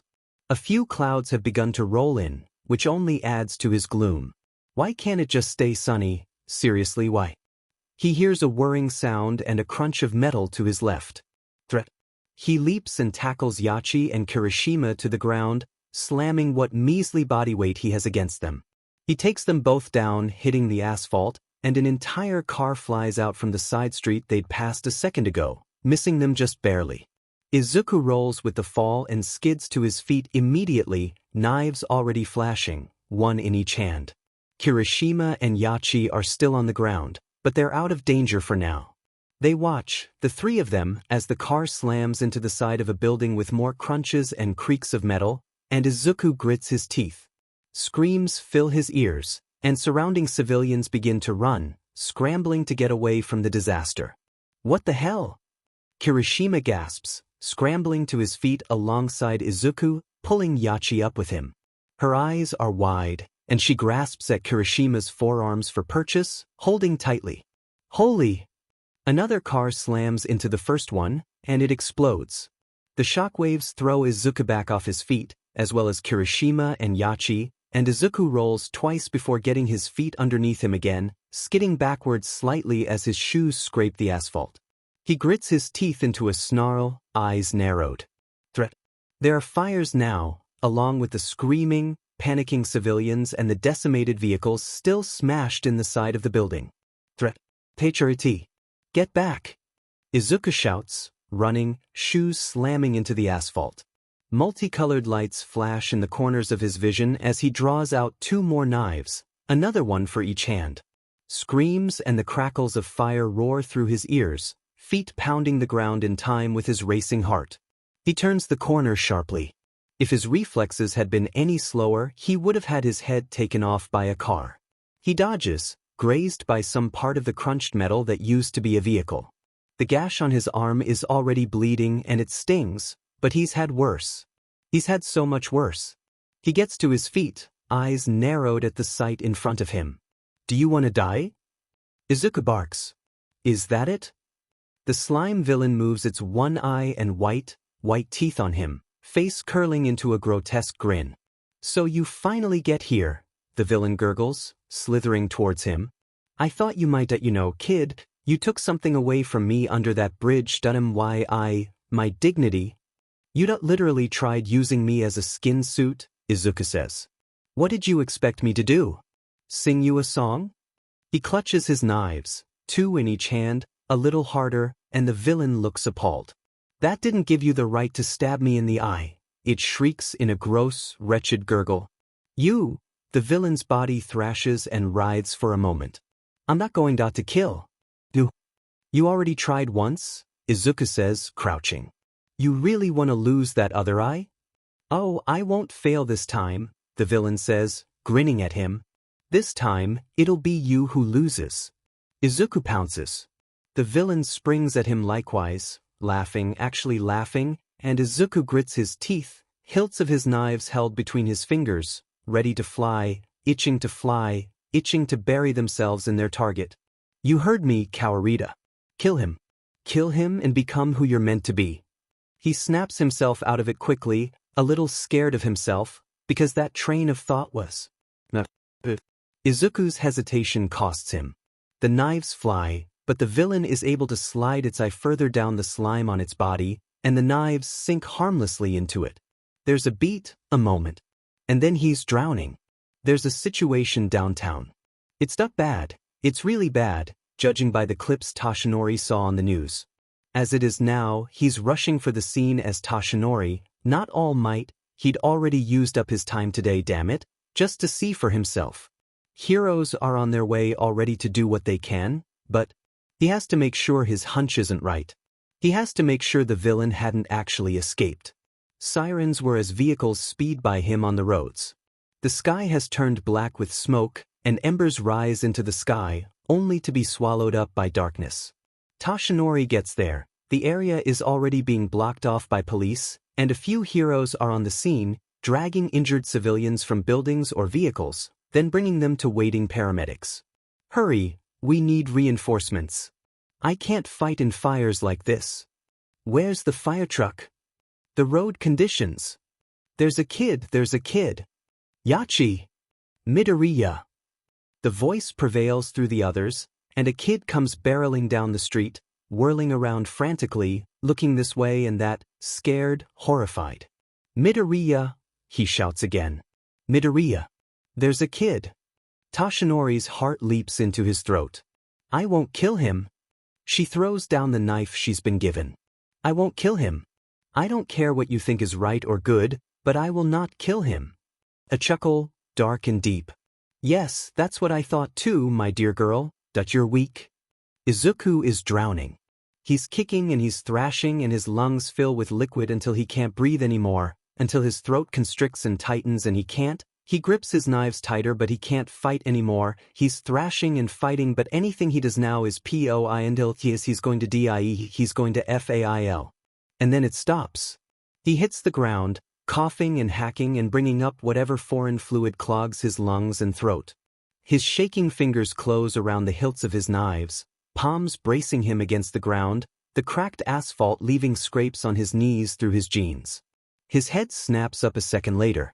The slime villain isn't looking at him anymore, rather smiling, grinning at someone at the end of the alleyway. Yachi. Hands outstretched, hands dripping wet. Her eyes are wide and scared, but she doesn't back down, she doesn't run, Well, the slime villain says, slithering towards her slowly.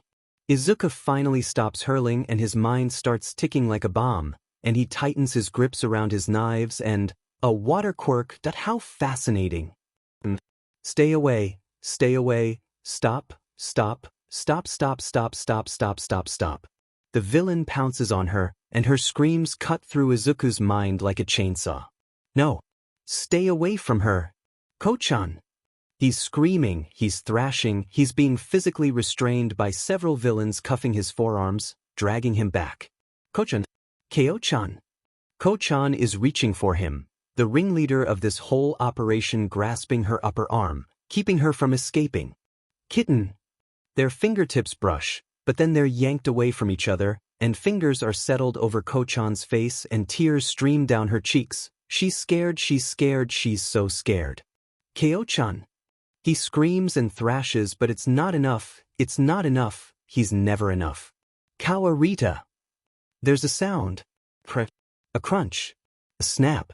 Ko-chan's screams tear through his ears, and blood splatters the walls and floors and she crumples to the ground, eyes wide and unseeing, and there's blood beneath her and around her and Yachi is still screaming and thrashing and the villain is laughing, he's killing her, and for a second Yachi's figure flickers, and it isn't Yachi anymore but Ko-chan. It's Ko-chan screaming and then it's Yachi again, scared eyes, terrified, dying, being killed.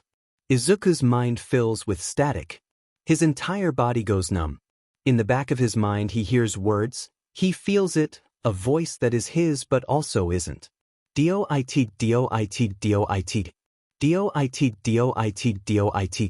And then louder. Getting louder. Filling his mind, blanking out any other thought. Doit.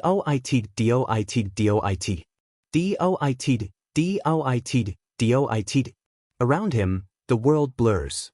Izuku narrows his eyes, a stinging burn in his chest, but he ignores it, the pain drowned out by thoughts of, I want to save her, I have to save her, I won't lose anyone else, I can't lose anyone else. I won't let anyone else. Doit. He narrows his eyes, a burn in his chest. Tsiswhoyour. Tsiswhatyoua. Arita. Tsiswhoyour. Tsiswhatyoua. Arita. tsiswhoyouare.savttsiswh. Atyoure. tsiswhoyouare.savttsiswh. Atyoure. savttis.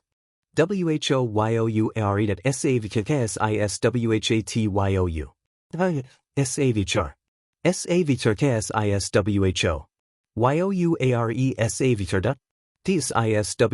tsiswhatyoua. Ari. savtr. tsissavtr. whoyou savtr. esavtr sav. rsavtr. savtr savtr sav. hr savtr savtr sa. Vitar savtr. savtr. sav. hr savtr savtrs. Avitar savtr. Save her. He surrenders himself to the static and moves forward. He's on his hands and knees, tears streaming vigorously down his face, Ko-chan's blood pooling beneath her still body. The ringleader, the one who'd done this to her, the one who'd killed, stands to his full height before him. He seems almost proud. She couldn't do it, my boy, don't you see? The monster says deeply. She was weak. He cannot breathe, he cannot breathe, he cannot breathe. He's shaking harder than he's ever trembled before, and he's never cried so hard in his entire life. Why.h how.wwwi did you? Don't cry, child. The monstr soothes, kneeling in Ko-chan's blood in front of him without any heed to it at all. The monster reaches out and takes his chin, and he jerks his head away. You're stronger than she was. And this experience will only make you stronger. You didn't have to kill her. He can't breathe, his throat is so tight and his chest burns. Why does it hurt so much? Why does it hurt so much? Plzstop. You knew she couldn't do it, why you knew? Did you? You didn't have to. The monster does not move from his spot, rather raises a single hand towards him, almost gently. My boy, let this make you stronger now. Let this experience. No, I won't. What you're doing can't be right, KK. It hurts. Ko-chan was right. What you're doing is twisted and wrong and I won't have any part in it. The monster chuckles and shakes his head. You don't want to do this. Believe me, my boy, you don't want to do this. This is who you are now. This is what you are now. You cannot deny it. You are not a villain. No, you're a villain, he shrieks, defiant. You're a villain, and no matter what you do to me, I won't be one too. Another deep chuckle. The monster is amused. Foolish child. Here, he reaches out a hand splattered with Ko-chan's blood and tears as she screamed and cried, as her life was stolen from her. You are not in your right mind now, my boy. Maybe this will calm you down. Teach you your place. Fingers cold, deadly, monster settle over his face. Gentle but cold, gentle but scary, gentle but murdering. You will live to regret this. This, rebellion. But if you survive it all. He feels a surge of something, and within him he feels several snaps and crunches and breaks and he screams, and his veins fill with fire and heat and it burns. It hurts so bad, he feels like he's being ripped apart from the inside out, and he feels blood in his throat and he feels it on his arms and legs and chest and stomach. He's literally being torn apart. He's being torn apart. tornapart. Kitten.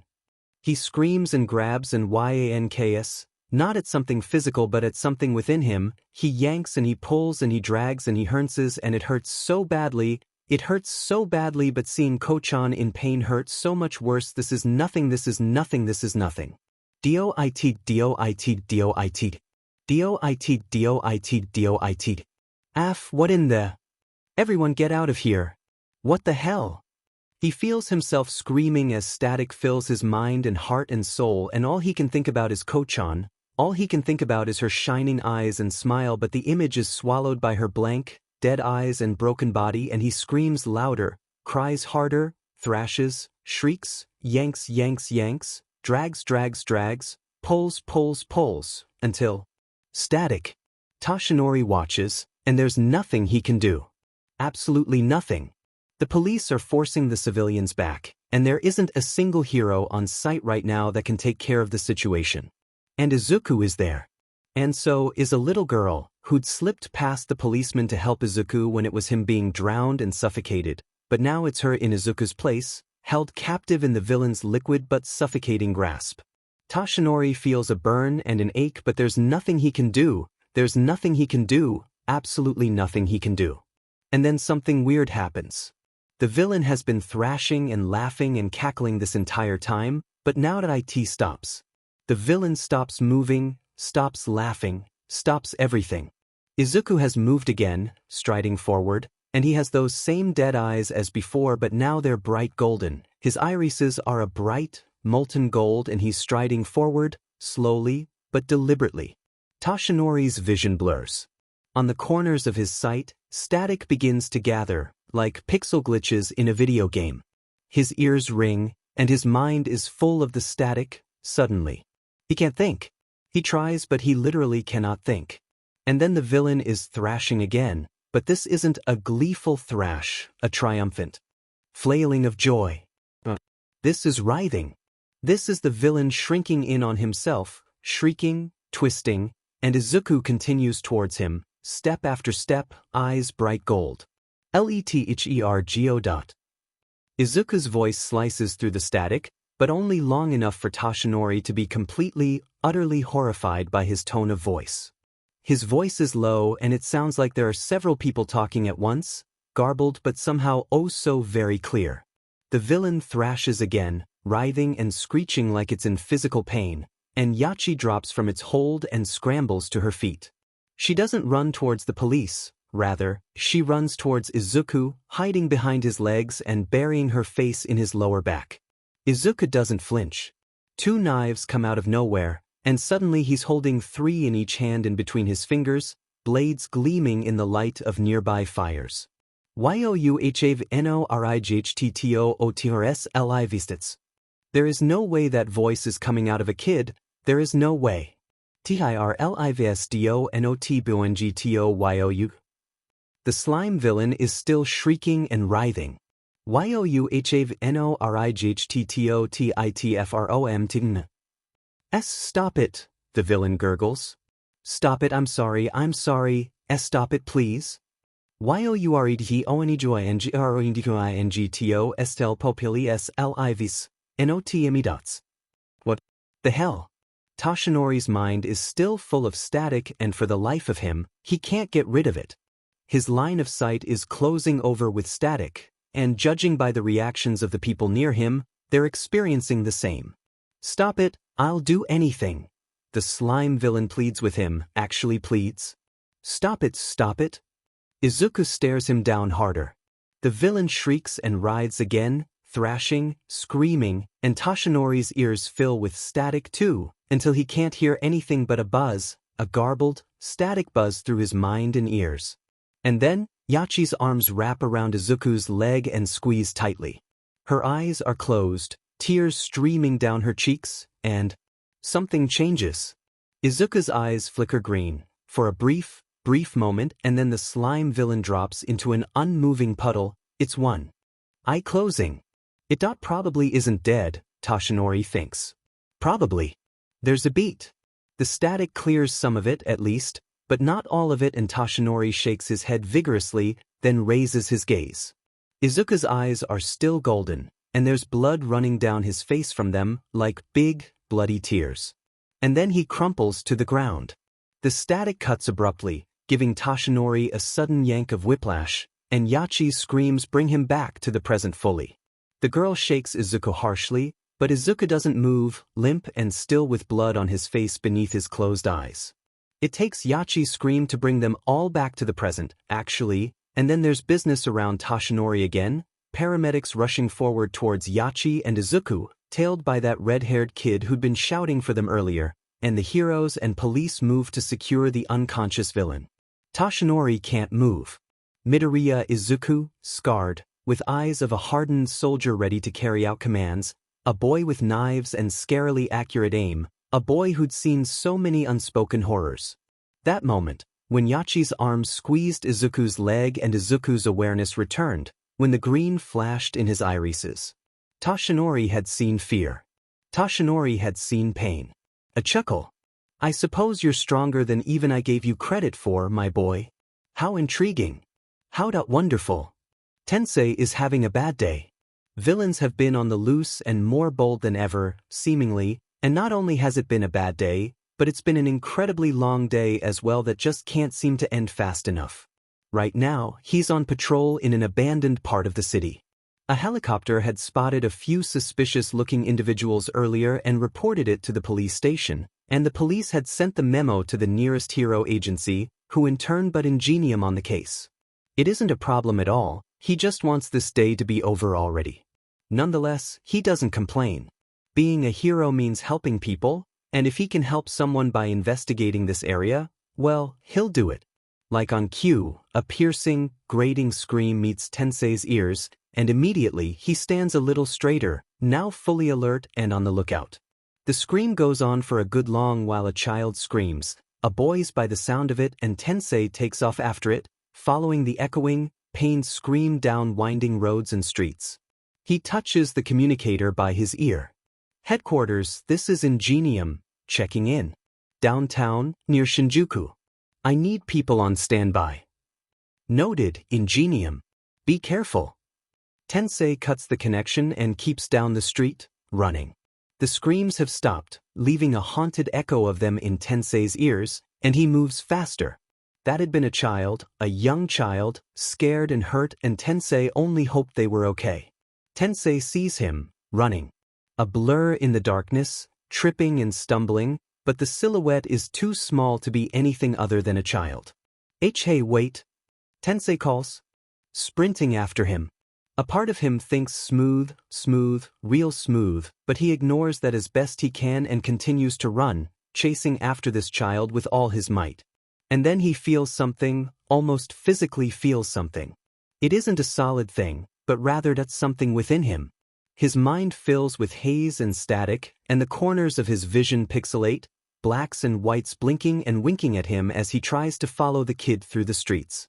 Must be the kid's quirk, Tensei thinks, plowing through the invading static as best he can. If he was the one screaming a second ago, he runs faster. It gets harder the closer he gets to the boy, but no matter, he runs anyway. He catches up to him. Hey kid, hold on a second. I'm a hero, I'm here to help you. The kid whirls around. His eyes glow a bright gold in the darkness, gold flecked with green, and it's hard to tell what color his hair is in the bad lighting, but it's dark and he's covered in. The boy lashes out at him unexpectedly with a short but grating scream, and Tensei barely has the chance to dodge before the blade of a knife swipes the space he'd occupied a second before. Another knife is thrown at his leg, to keep him from running, Tensei thinks. Smart kid, and Tensei dodges again. Hey kid, calm down. The kid does not calm down. He runs at Tensei, withdrawing his arm, about to plunge a knife straight into his face. His eyes are gold, but they're also full of such terror and fear unlike anything Tensei has ever seen before. He lets instincts and training take over, grabbing the kid's wrist, and he hates himself for it, twisting the knife out of his grip. The kid's shoes hit the ground and he thrashes and struggles, still screaming, and the static is worse than before, but Tensei pushes through it. Hey, calm down, Tensei says, catching the kid's other wrist and holding him steady. He's bleeding from several wounds in several places. Tensei would probably get a headache trying to count all of them. It's okay, you're safe now, calm down. It's alright, no one will hurt you now. The kid finally meets his eyes.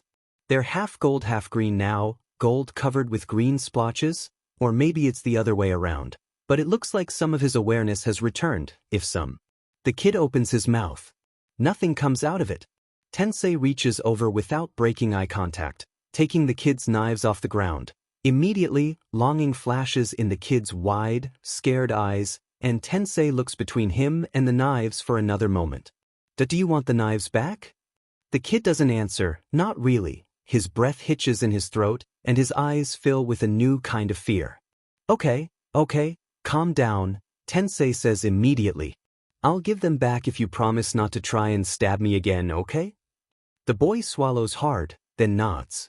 The movement is shaky and desperate, and Tensei hands the knives over with a small, "Ooh, here." The kid snatches them away at once, clutching them close. Tensei has half a mind to remind the kid to be careful with them, but all things considered he doesn't. Now, Tensei says, trying to be gentle, we have to kid. His eyes roll back in his head, and Tensei swoops in to catch him when he falls. Unconscious. Still bleeding. Tensei touches the earpiece again. Hey, headquarters? Ingenium, requesting backup. The kid's breathing is deeper now than before, but his breath wheezes. Send an ambulance, hurry. Noted. We'll be with you shortly. It's a mess. All of it.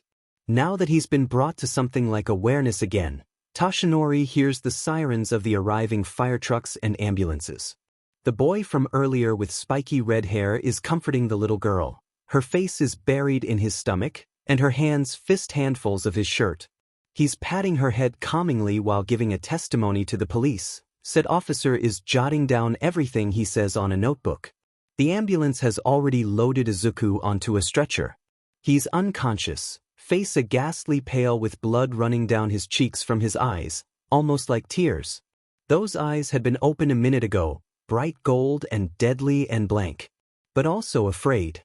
In those moments of awareness brought back to him by Yachi's arms around his leg, there had been fear and pain in the boy's flickering eyes. Toshinori has already assumed the boy's been through hell. This much has always been obvious, what with those jagged, broken scars all over his skin, that exhausted but dead look in his lightless eyes. But this is further confirmation. Toshinori. Toshinori turns. Naomasa starts towards him, eyes full of concern, but also a sense of solemnness and professionalism. Tsukachi. Toshinori greets, turning to him. The villain is still alive, Naomasa says, getting right down to business for now. I can say pretty confidently that he'll be serving a lifetime in prison for what he's done. Toshinori nods stiffly. A roll of thunder echoes through the sky as the paramedics load Izuku into an ambulance and promptly take off for the nearest hospital. Toshinori watches the ambulance until the lights fade out of sight, then turns back to Naomasa.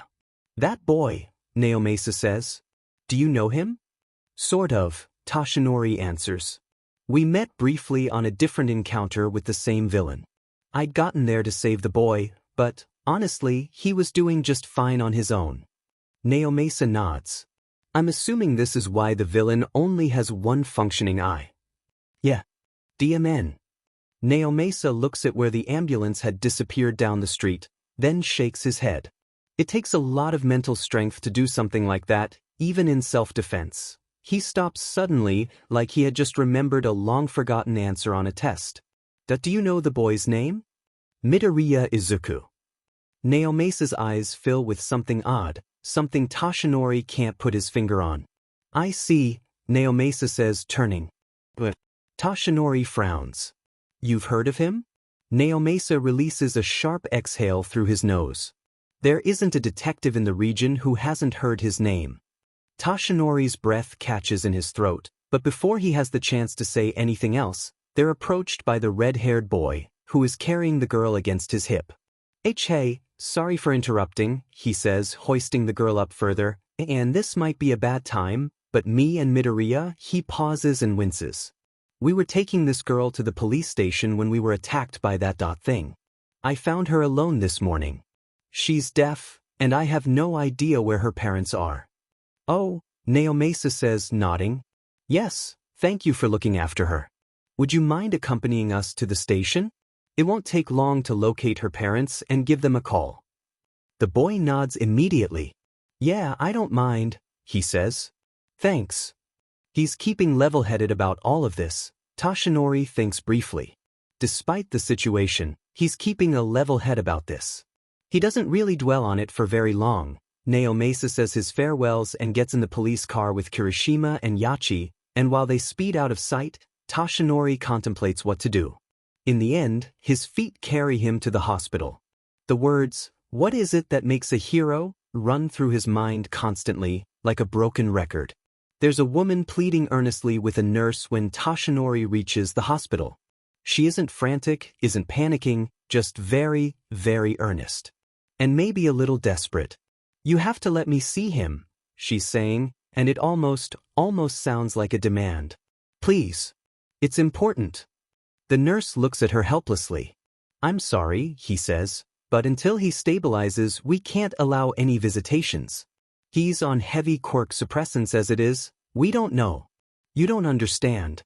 She reaches out, taking the nurse by the arm and looking him dead in the eyes. If he wakes up alone like this, in this place, he's going to panic. He's going to freak out, and he's going to end up hurting someone or himself. Please, just don't let me see him. Izuku's mother. There isn't much resemblance, honestly, aside from the few green streaks in Izuku's hair that matches this woman's, but there isn't any doubt about it in the end. This woman is Izuku's mother. The nurse looks torn, and after another second after closer inspecting the raw desperation in the woman's eyes he nods. I'll see what I can do, he says, and the woman nods while he turns away and disappears down the hallway. The woman watches him leave, tucking a loose strand of hair behind her ear. The way she spoke, the words she used, this has happened before. Maybe not this exact scenario, but the basic gist. It's happened before. Izuku had been hospitalized like this before. And judging by the woman's desperation, the results had been disastrous. Eventually, the nurse returns and tells the woman that, yes, she can see her son now, and she follows. The nurse back down the hall from whence he'd come, and Toshinori watches them go, a bit torn. Midoriya Izuku.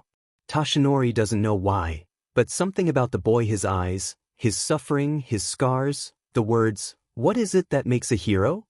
really hits him hard. He doesn't hang around the hospital, he sees no point to, but he makes a mental note to return at a later date. It's dark. That's the very first thing he notices when he regains consciousness. It isn't the fog in his head or the tiredness of his limbs. It isn't the tubes against his arms and face, or even the dull but painful burn in his chest. It's the fact that it's completely dark. Oh, what a brat.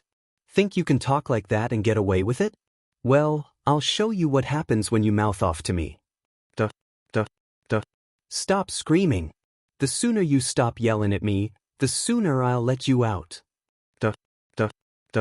Something reaches out and touches his forearm. Very lightly, very gently, barely enough to bring him back to reality, but once he's there he's able to keep a firm grip on himself, sking in long, deep breaths. He'd been holding it a second ago. He hadn't even realized it. It's Mom. The dark is still there, but he's reminded that it's temporary. His ears are ringing. He hears and sees nothing. But he can feel that touch, gentle and soft and just a little bit hesitant, trying.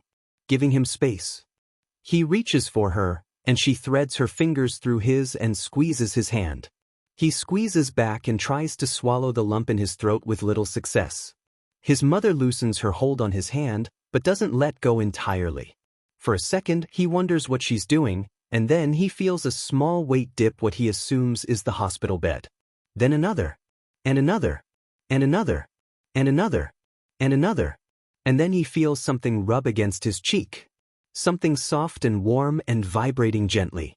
Other similar somethings climb on his chest or nuzzle under his arms. He feels his mother bend his fingers into letters. ISNUCKTHMIN. Izuku squeezes her hand, hoping she realizes what this means to him. She does. Izuku's sight, along with the rest of his senses, come back all at once the next day. His hospital room is stark white, and the distinct, familiar smell of it makes his stomach churn. At least Mom is here, her and his kittens. That's the only good thing about this situation. They're going to take you off of quirk suppressants a little later on today. When they're sure it's stabilized, Mom informs him softly, petting one of his kittens in her lap. After that, they're going to send you home. Izuku nods stiffly, looking down at his scarred hands. Are my eyes back to normal or? Here. She takes his chin in her hand gently and looks into his eyes for a long moment. After that, she smiles and sits back in her chair once again. There are a few gold speckles left, she says, but you can't see them unless you're really looking for them. Izuku nods, fiddling with the edge of the scratchy hospital blanket. Just the feeling brings back unwanted memories. His mother notices. Do you want me to bring you anything from home? She asks. So far, she's brought him the 6 kittens and 2 knives, both of which sit on the bedside table, Normally Izuku would be clutching them, but he's decided to hold Fluffy right now instead. Izuku nods. His mother doesn't ask exactly what he wants. She knows him pretty well, so chances are she'll guess correctly. She smiles and rises to her feet, leaning over and kissing the top of his head. "I'll be back," she says, a promise. He nods and she heads off. He doesn't look away until the door closes behind her. He's okay on his own, or he supposes he isn't really on his own, with the kittens constantly crawling over him and snuggling down once they've found a comfortable position. Izuku is exhausted, but he doesn't sleep, can't sleep.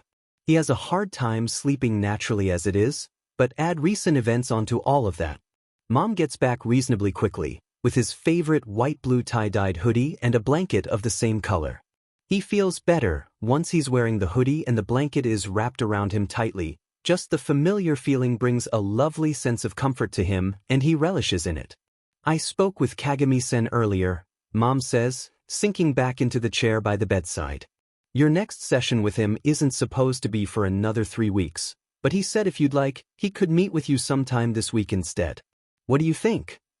Kagami-san. His therapist. Izuku has always liked him. The man has a very gentle, comforting air about him. He always had, which was exactly what Izuku needed. Izuku waits for a bit, thinking. "That I'll not think about it," he answers finally. I think I'll be okay, but just in case." Mom nods. "All right," she says, smiling softly. "I'll tell him. Let me know when you make up your mind, okay?" Izuku nods back. I will, Inko-san." Inko-san, a step up from Midoriya-san. He doesn't know why, but he's never been able to bring himself to call her Mom to her face. She doesn't seem to mind. In fact, she's never seemed to mind. She's always had an endless amount of patience for him. Izuku has no idea where she gets it all from. "It's all right, sweetheart," she says, threading her fingers through his hair for a moment. She smiles again, this time focusing on his mop of black hair. "When we get home," she says, "let's redo the dye, all right?" That's another thing. She's always seemed to know exactly what he's feeling. It's taken time to get here where they are now, but they made it, and there's only moving forward from this point on. Izuku nods. Sounds good. "Oh." She pauses for a moment, withdrawing her hand. "I spoke with one of the detectives on the police force," she says. "He'd like to speak with you if you think you're up to it." Izuku has never been a fan of interacting with people, and if this had been 2 years ago and Mom was asking this question, well, first of all, she wouldn't consider asking this question, already knowing his answer was a solid no, but second, he wouldn't have been able to handle it. "That's okay," Izuku says, nodding as though to reassure himself.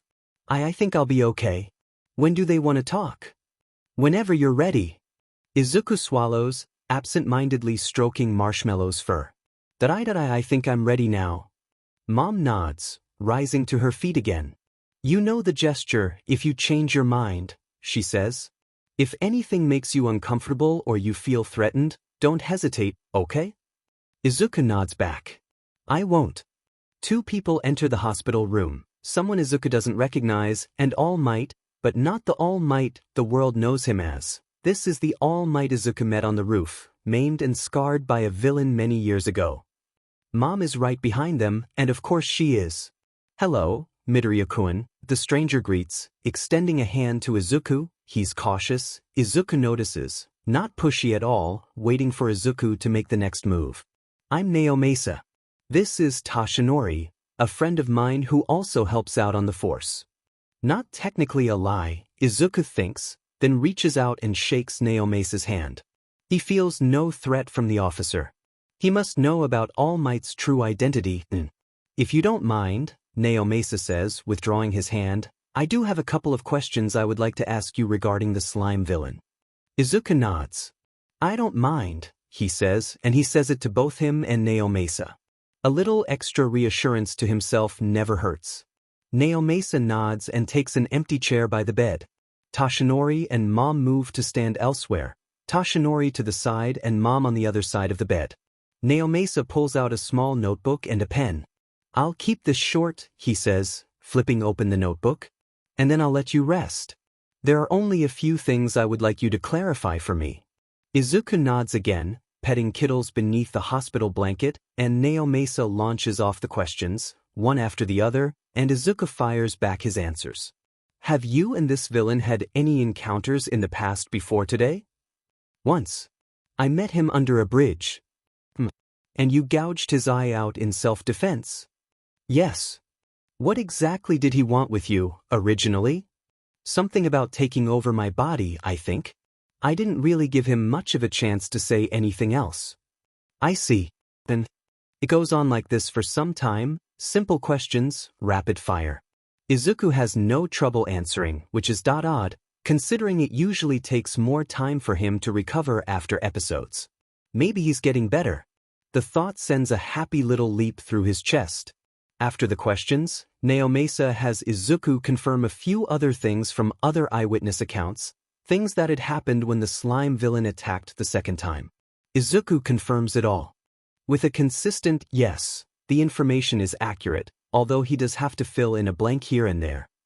Well, I do believe that's all from me, Naomasa says, rising to his feet and tucking his notebook into the pocket of his coat. Thank you for your time, Midoriya-kun. I'm sorry we had to do this so suddenly after the incident.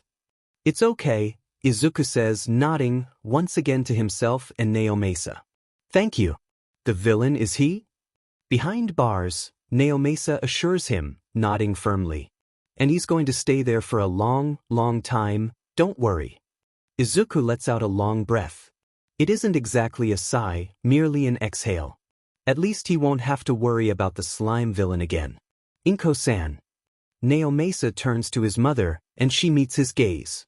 If you have a moment, I would like to speak with you outside. Of course, Mom says, nodding, and then she stops and turns to Izuku. Will you be okay? Izuku nods. I'll be fine. Mom smiles and nods once in acknowledgement. Naomasa turns from her towards Toshinori, still standing on the other side of the room. He has yet to say anything. Toshinori, Naomasa says. And then Toshinori finally speaks. If it's all right with you, Inko-san, Toshinori says, straightening up and fully facing Mom for a moment, then turning towards Izuku, I would like to speak with your son for a moment. He probably wants answers. It's fair enough, Izuku thinks. After all, who wouldn't want answers, after what happened earlier? Mom looks from him, to Izuku, then back to him. If Izuku doesn't mind, she says, and if he's comfortable with it, then I have no complaints. Izuku looks at Toshinori for a long moment. Not a threat. He nods. It's fine, he says, and he actually believes the words this time. He doesn't have to do any extra convincing. If I feel overwhelmed, I'll ask him to leave.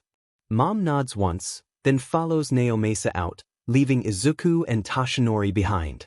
Toshinori doesn't do anything for the longest of moments, and then he crosses the room and sinks into the chai by the bedside that Naomasa had occupied moments before. One of the kittens, Rainbow, pokes its head from under the blanket and rows at Toshinori questioningly, and Izuku exhales sharply through his nose at the look of awestruck confusion on Toshinori's face. The moment passes very quickly. Izuku glances at the clear liquid in the bag on the floor stand, quirk suppressants, leaving an odd, constricted feeling within him that he only notices when he thinks about it. You want answers, right? Izuku says stiffly. That's why you're here. Toshinori feels like he's being called out, but he assumes it's only fair. He'd come, first and foremostly, to make sure Izuku was alright, but now that he knows the kid is alright, he's brought to his second reason for being here, his second reason for asking Naomasa if he could accompany him to the hospital. There's a story here. A story behind each scar on Izuku's skin, a story behind those dead eyes. A story behind that quirk. I won't lie, Toshinori says, folding his hands loosely together. Ever since I met you. I'm strange, right? Toshinori blinks. I wasn't going. You were thinking it, Izuku cuts in. And that's okay. I think it too. I don't think, he stops, takes in a breath. I don't think there's anything about me that isn't seriously messed up. His tone of voice here is odd. Resigned even. He doesn't sound upset or frustrated, or even angry, merely accepting. Like this is a truth he's already grasped and he will refuse to hear anything else. Midoriya, my boy. Don't. Toshinori's breath gets stuck in his throat. Izuku's tone is completely different now, small and desperate. Don't call me that, he says. Midoriya? And no, the other thing. And Toshinori doesn't understand it, but then again he doesn't understand a lot about this boy and either way, it's not his place to question. So he doesn't. He nods, making a mental note to never call Izuku that again. Alright, I won't call you that. Izuku nods stiffly. What happened earlier, Toshinori says, and you don't have to answer this if you don't want to. You owe me no answers. But before, with the villain, I wanted to kill him. It comes out so suddenly that Toshinori feels like he's been physically beaten upside the head with the words. He'd been meaning to inquire about Izuku's quirk, not that. I wanted to kill him, Izuku says, and his hands ball into fists against the blanket over his legs. If Waiachi hadn't snapped me out of it when she did, I honestly think I would have. There's blood and bile in Toshinori's throat, and he fights to swallow it back. His next words come slowly, hesitantly, and he knows they aren't the right words to say in this kind of situation, but they flow anyway. Have you ever killed anyone, Midoriya? There's a long pause. No. I haven't, Izuku says, but I've come close. Really close. My quirk, you saw what it did to the slime villain, alright? You know what it can do. An image of the slime villain, screaming and writhing in pain in the alleyway springs into Toshinori's mind. He chases it away quickly. It's why I asked you what I did back on the roof, Izuku goes on. About what makes a hero, and whether or not I could be one my quirk, it's. His next words are small. It's a villain's quirk. Toshinori feels vaguely like he's been stabbed in the gut, but no, this is finally something he can help with. He knows what to say right now. He can finally say something that would help Izuku. No, it isn't a villain's quirk, Midoriya, Toshinori says quickly. It isn't. It's your power, and whether it's a villain's or a hero's depends on what you. And no, that's not what I mean. He raises his head, meeting Toshinori's eyes with his own blank, dead ones. It is literally a villain's quirk. It doesn't exactly belong to me. And once again Toshinori is stumbling for something to say. He comes up empty. He has no idea how to respond to that, or even what that means. Midoriya, you don't have to tell me, Toshinori assures him, and then, but if you want to share it, I'm listening. If he's truthful with himself, he wants to know. He's invested with this boy's case at this point, and more than that, he's worried for him. He's concerned about this child. Izuku takes in a long, deep breath and holds it for a long while. There were 3 of us. All other thoughts fade away, and Toshinori rests his chin on his knuckles and listens. I don't know why we were there or what he wanted from us, Izuku says, and it's really hard to tell exactly what he's feeling by his tone of voice. But there were 3 of us. Me, another boy, An. His voice stops. There's a pause. Then he continues. We were training to be villains, Izuku goes on. Or, they were training us to be villains. The reason I got so good at fighting was because they made me. If I didn't do what they wanted, they. Toshinori takes in a breath. Midori. There was this one villain, Izuku interrupts, plunging forward. He was the leader's second in command, or something. He hated us. When we didn't do what he wanted, or when we talked back to him, he disobeyed his own orders and he. Toshinori feels a sudden rush of something, the kind of feeling he gets when he sees a person in distress, when he sees someone backed into a corner and wants nothing more than to save them. When I was 0.9, Izuku goes on, we were the 3 of us, we were brought by our leader to this building. We had no idea. His voice is picking up speed. Midoriya, if you want to stop. Izuku doesn't stop. He probably can't stop at this point. He brought us there, and there was that villain. The one who always hurt us, the one who always yelled at us. He was tied up, with his hands behind his back, and he. Toshinori almost doesn't want to know, but he's invested now, and Izuku doesn't seem like he'll be stopping anytime soon. He was scared, Izuku says, and yes, that is a strain in his voice. He is struggling. It was the first time any of us had seen him scared like that. And then our leader, he gave Ko-chan a knife. He told her to kill him. This story is going south, Toshinori knows it. There's a reason for Izuku's scars, for Izuku's pain, and he feels like this might be it. He feels it, but he doesn't want to. He almost doesn't want to hear the rest of it. She didn't, Izuku says, voice suddenly sharp. She didn't, Anne and our leader, he knew she wouldn't be able to, he knew, but he still. Oh no. No. He killed her, Izuku chokes. He killed her, right in front of me, and I couldn't do anything to stop it. There's a sudden rush of silence, a sudden rush of nothingness that mirrors Toshinori's current thought process. His train of thought is back on the rails, it speeds on relentlessly, and all he can think of is children. They were children, Izuku and this girl, they were children. After that, I rebelled, Izuku goes on, and the strain from his voice is gone, replaced with this bitter something.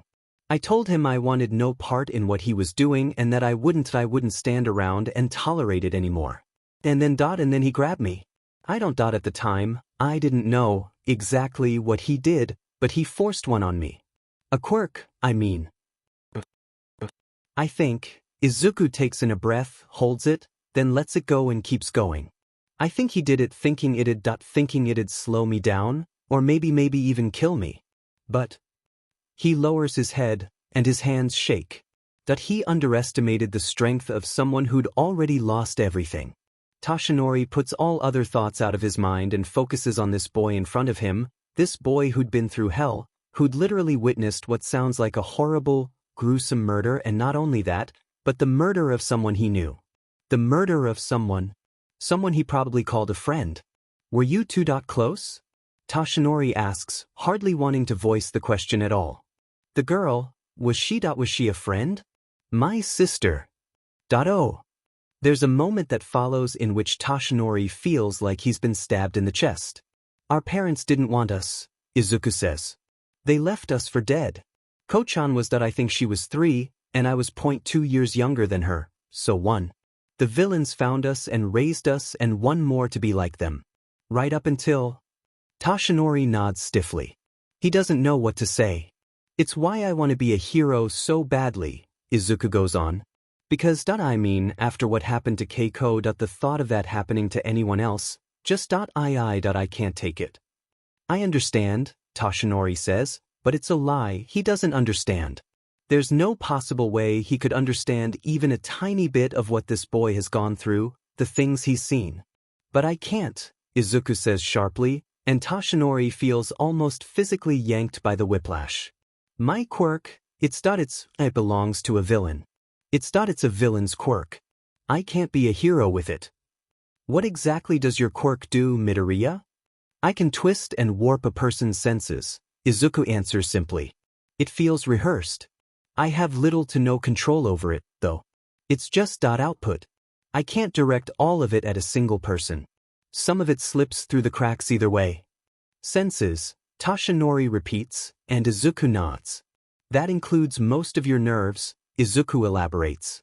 Since pain is a feeling and feelings are senses, I can twist that too. Amplify it or take it away. But I can't really control it fully. It's foreign, this quirk. It's like an extra limb was sewn onto me. It's there, but I can't really control it. A quirk, forced on him. Toshinori has a serious sense of déjà vu. He's heard this before. Stories of people with quirks forced upon them against their will. A villain with the ability to do that. Your eyes, Toshinori says, remembering. They were bleeding. Izuku doesn't flinch. I can't turn it off. What? My quirk, Izuku says, looking at him. Toshinori can still see golden flecks in his irises. I can't turn it off. The most I can do, to keep from hurting anyone I don't want to hurt, the is redirect it on myself. It's like something out of a horror film, really. And, like something out of a horror film, Toshinori doesn't want to believe any of it is real. But it is. It makes sense now. And that's why, Izuku says, I can't be a hero. This quirk, it isn't even mine. I can't become a hero with a power that doesn't belong to me. Yes, you can. Izuku's head snaps up. What? Toshinori folds his hands together and takes in a breath. I can't give one for all to this kid. It would literally destroy him, mentally, physically, emotionally. Let me tell you the story, Toshinori begins. About how I became a hero. And then, he tells him. Not the whole story. He leaves out the part of all for one and the origins of one for all, but aside from that, he leaves nothing hidden. He tells Izuku about one for all, knowing the boy will keep it a secret, and the boy listens attentively, eyes wide and full of that's something Toshinori can't be sure of. But he tells him. Toshinori tells him the story. Himself, quirkless, a mentor who believed in him, who gave him power so that he could become a hero.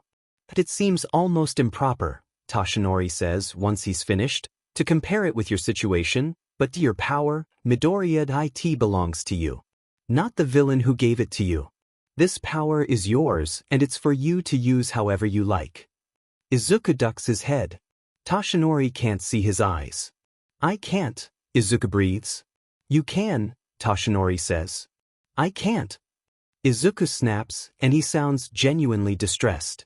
I can't control it, don't you know? I wanted to kill him, there's no way you can think that's okay. The villain, Toshinori cuts in, was going to murder you. And he was going to murder that little girl.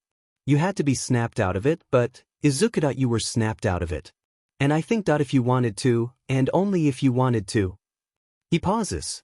Izuku says nothing. You can become a hero. The words hang in the air for a good long while. When Izuku's voice comes back, it's strained and soft. That I don't think I can.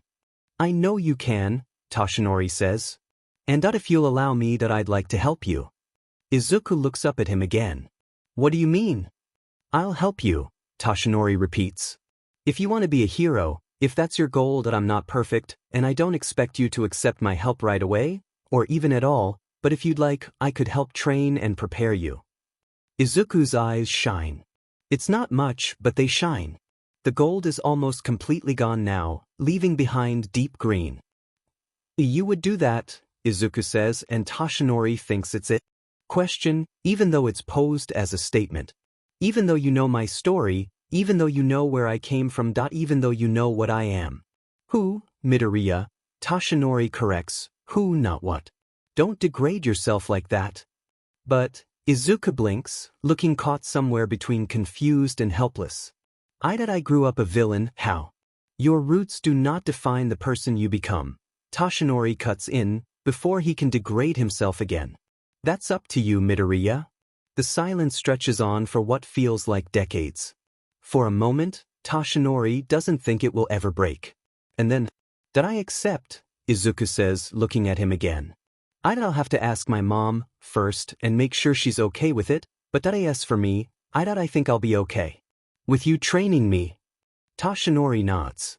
And only if you're sure, he says. You can back out any time. I'll be okay, Izuku says, meeting his eyes. Thank you, Toshinori-san. I'll become a hero. And Toshinori sees something new in his eyes as he utters those words. He's seen anger and fear and pain in Izuku's gaze before, but now, as he looks into the boy's eyes, he sees determination. Toshinori smiles. He wants to reach out and ruffle the kid's hair, but doesn't. I'm glad, he says instead, smiling. You're going to be a great hero, Midoriya. I know it. Izuku doesn't smile. Toshinori isn't sure he can, but his eyes shine brighter than ever before. I wanted to assure you that your son will not receive any sort of punishment for his actions today, Naomasa says, once he and Inko are alone in the hallway outside the hospital room. Considering the position he was in and the stress he was under, it wouldn't be fair for us to hand out any form of punishment, despite his quirk usage against the villain being technically against the law. Inko nods. It's hard to read this woman, Naomasa thinks. Either way, he isn't about to get in the way of her and her son. She gives off this vibe, and he has no doubt she'd tear him or anyone else into pieces if they tried harming her boy. I wanted to speak with you regarding his quirk and his medical complications, Naomasa continues. I have it down that the request for quirk suppressants was accepted 0.5 years ago? Around 5 years ago, Inko confirms, nodding shortly. We only use them if we suspect his quirk could go haywire, and it's a considerably light dosage, just enough to force it down. Naomasa nods. I was speaking to our higher-up in light of the villain attack, he continues, and we've sent in clearance for him to carry stronger quirk suppressants with him at all times. Not just for his own safety, but for the safety of the people around him. She nods again, taking this in. That makes sense, she says, and although she isn't the easiest person to read, Naomasa can definitely see pain in her eyes. Thank you. I appreciate you talking to me about this. Ah, it's the least I can do, Naomasa says, and it really is. He doesn't know a whole lot about Inko or her son, but he knows enough. He was one of the detectives leading the investigation after the kid was brought in by Ingenium 6 years ago. Thank you for your time. Naomasa bows, then straightens up. I'll let you get back to your son. When he thinks about it, he pulls a notebook from his pocket, jots something down, then tears out the page and hands it to her. Feel free to call me anytime. The doctors should get back to you on Midoriya-kun's quirk suppressant soon. Inko takes the slip of paper, looks at it a moment, then folds it in half and stows it in her pocket. Thank you, she says, and Naomasa merely nods and tips his hat. The door of the hospital room opens, and out steps Toshinori.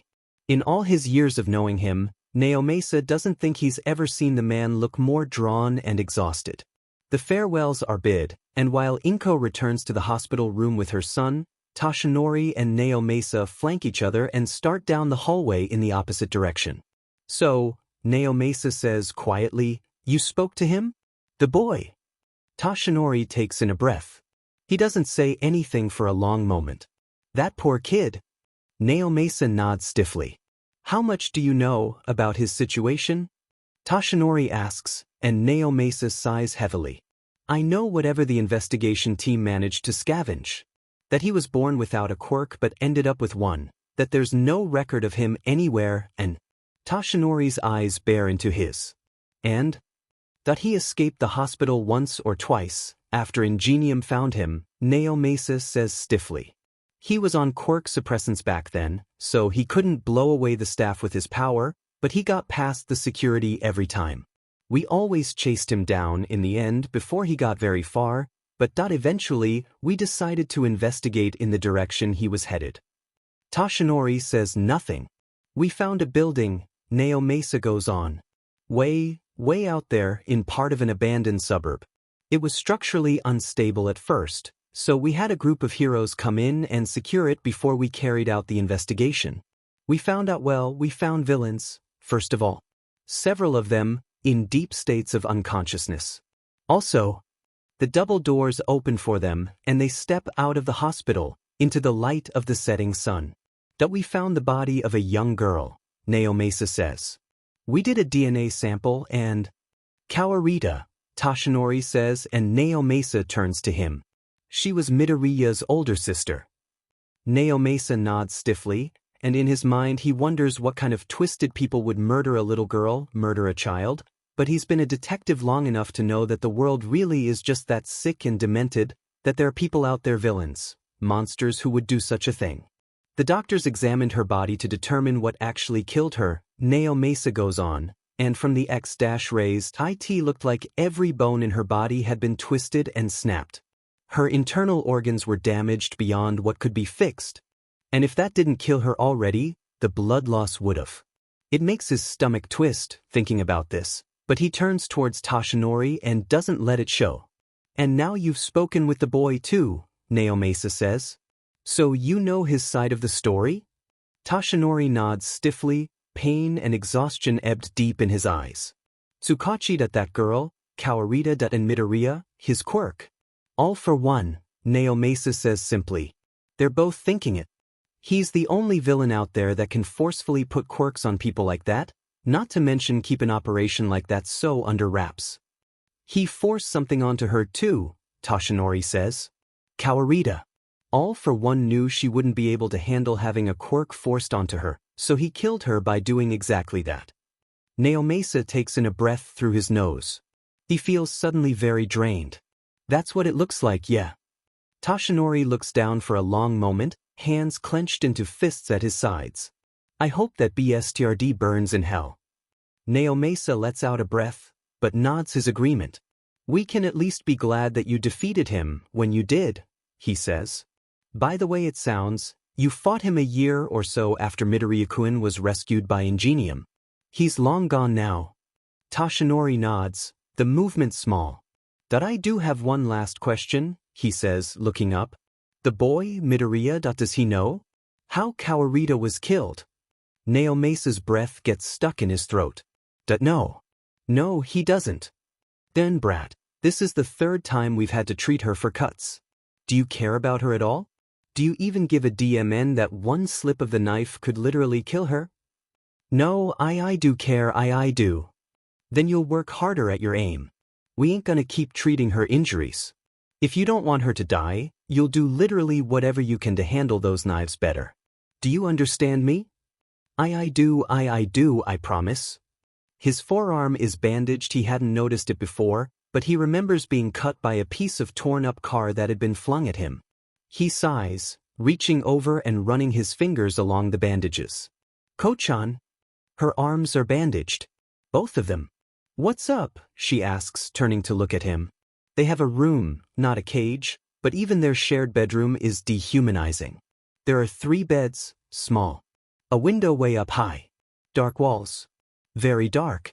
Not your arms, he says, moving towards where she's sitting on the floor, fiddling with a small pocket knife idly. Knives are usually his thing, but she's been trained too. Not as intensely as him, but still. The gashes, do you think they'll scar? Ko-chan shrugs. Maybe, she says, scooting aside needlessly and patting the spot next to her. He sinks down, drawing his knees to his chest. Either way, I don't care. I do, he says, and his eyes burn. I care. She gives him a look. Listen, she says, I know you care, but that it's like I said before. If you weren't forced to do this, you wouldn't, and I know you wouldn't. You have to remember that, kitten. You have to remember that. Okay. Okay. Another scar, probably, he thinks, clenching his teeth behind his lips. It's quiet in the hospital room. The doctors are going to be taking him off quirk suppressants soon, which is good. If his quirk comes back on, though, they'll have to keep injecting him. Usually a few doses of quirk suppressants turns off his quirk, resets it, so to say. He only hopes it happens quickly. He's never been the biggest fan of hospitals, and even though he has most of the comforts of home here with him, mom, blankets, his kittens, and his favorite hoodie, he still misses his own room. The white walls aren't bad, at least they aren't black, but he'd rather they be colorful. Mom is perched on the chair in the corner of the room, filling out a clipboard, and Izuku's kittens are curled either on top of him or beside him. Their warmth and purrs makes him feel at home when he shuts his eyes to block out the view of the hospital room. He doesn't say anything, and his mother doesn't either. The silence is welcoming, and Izuku has half a mind to fall asleep again then and there, and only half a mind the other part of him, the part closest in touch with recent events, would keep him awake with a fear of the nightmares he knows would come. And then there's a knock at the door, and Mom looks up as Izuku turns his head. Mom rises to her feet, settling the clipboard down on her chair behind her before crossing the room. She opens it. Izuku can see the doctor just beyond the threshold. I have 2 people in the waiting room who would like to see Midoriya-kun, the doctor explains. A little girl and an older man. I told them I would have to ask the 2 of you first, make sure you were all right with it. Yachi. The little girl has to be Yachi. As for the man, perhaps Yachi's father? Mom turns to look at him, and although she says nothing, Izuku can see the unspoken question written clearly on her face. Maybe for a little bit, Izuku says. Talking with Toshinori earlier had been draining, to put it lightly, and while it hadn't been especially hard to tell the man about his past, once he'd started, it still took a lot out of him to remember. He's glad he did it, though. Mom nods to the doctor, who leaves with a promise to return shortly. Mom doesn't move back to her spot in the corner, rather staying by the door to await the arrivals, and Izuku pushes himself into a sitting position. He isn't nearly as exhausted as before, and it isn't hard. Rainbow gives a little mrow of protest when he moves, but soon enough the kitten is making itself comfortable again by his side. And then the door bursts open, and in tumbles Yachi. There's no moment, no second, no time to prepare himself or even call out. Yachi barrels across the room as fast as she can and promptly dives right into Izuku's arms. Come on, we're nearly there. I don't think we should be doing this, he says, stumbling as Ko-chan drags him along. If we get caught. We just won't get caught, then, it's that simple, she says, beaming at him, and somehow that smile erases his worries, cuts through the dark like a powerful flashlight. Besides, we might never get another chance like this. We have to. There's something about the tone of her voice, that smile on her face, that has him agreeing with her. They head down the winding corridors. They've done this often. They know this terrain well and finally come to an enormous door at the end of the tunnel. It's not locked, they know this. He and Ko-chan reach out and began pulling and tugging on the handle until eventually, at long last, they manage to open it. A breeze of cold, biting wind hits him in the face, through his thin clothing everywhere, but it's somehow the most wonderful thing he's ever felt. Come on, hurry, Ko-chan says, beaming again, and she takes him by the forearm and pulls him outside, into the night. It's not like they can escape. Surrounding them on all sides is a legitimate electric fence, and they know from past attempts that it is not something to be messed around with. Ko-chan lets go of his arm. The building lays behind them and the fence ahead, but he feels almost free outside, in the cold, in the wind. He feels real. Ko-chan tilts her head back, and he stops alongside her and follows her gaze. Above them stretch millions of stars. It's dark above, dark behind, dark all around, but the stars are there, bright and brilliant, and that he's never seen them like this before. He's never seen anything so incredible. Wow, he breathes, and he can't help the smile that tugs at his lips. It feels unnatural on his face, but perfect at the same time. It's so pretty, Ko-chan. Her hand squeezes his, and he tightens his fingers around hers immediately. They don't turn their gazes from the stars, don't look at each other, but they don't need to. We're going to get out of here someday, kitten, she tells him, and she says it in such a way that he absolutely, completely believes her. Someday that you and me will escape. We'll get out of here, the two of us. I promise we will. She squeezes his hand, tighter. I promise. And as they watch the stars, as they feel the cold, as they stand in awe, and even when they return to their cell of a bedroom, even when they continue on, even as they train the next day, that he holds on to that promise and doesn't let go. Kawarita. He didn't consent to this, and there are millions of red flags going off in his head. He feels Yachi's arms around him and he's screaming at himself to get away, to make her let go because no, he isn't ready for this, he's not. But for some reason he doesn't push her away. He doesn't return the embrace, sure, but he doesn't force her back, doesn't flash mom the safe gesture, doesn't ask someone to get her off. He raises a hand and pats her head a little awkwardly, but it seems to be enough. She pulls back finally, and he hates that he's glad she did, but when she smiles at him, he's reminded. He remembers. The man in the doorway, Yachi's father, by the resemblance takes a step forward. Yachi hops off the hospital bed, and Izuku's cats swarm him again, though for the first time, he ignores them. He meets eyes with the man for a moment. Not a threat. I want to thank you, personally, he says, and to Izuku's surprise, he bows lowly, and Izuku is too shocked to say anything. Thank you for saving my daughter. If it weren't for you, I don't know where we'd be right now. You can become a hero. It's odd. Everything. He feels odd, his thoughts aren't coming together the way they should, and he's never been thanked before. Let alone for actually rescuing someone. He opens his mouth. The thought that comes to mind is, Yachi rescued me too. She snapped me out of it. She's the reason I'm here right now. The words won't come. His breath isn't there. He feels vaguely like he's being strangled, but it's not even a bad feeling. It's just not something he's familiar with. He doesn't understand. He sees Mom smile at him and give him a thumbs up, and in his head he hears her words. He'd been 12 when she said them. He's not sure she remembers, but he does. He holds on to these words. He's never forgotten. Izuku, sweetheart. That you're welcome, he manages, somehow. That you'd make a great hero. Ko-chan hadn't kept her promise. She hadn't been able to. He doesn't resent her, he can't. If anything, the only thing he feels is a bone-deep regret.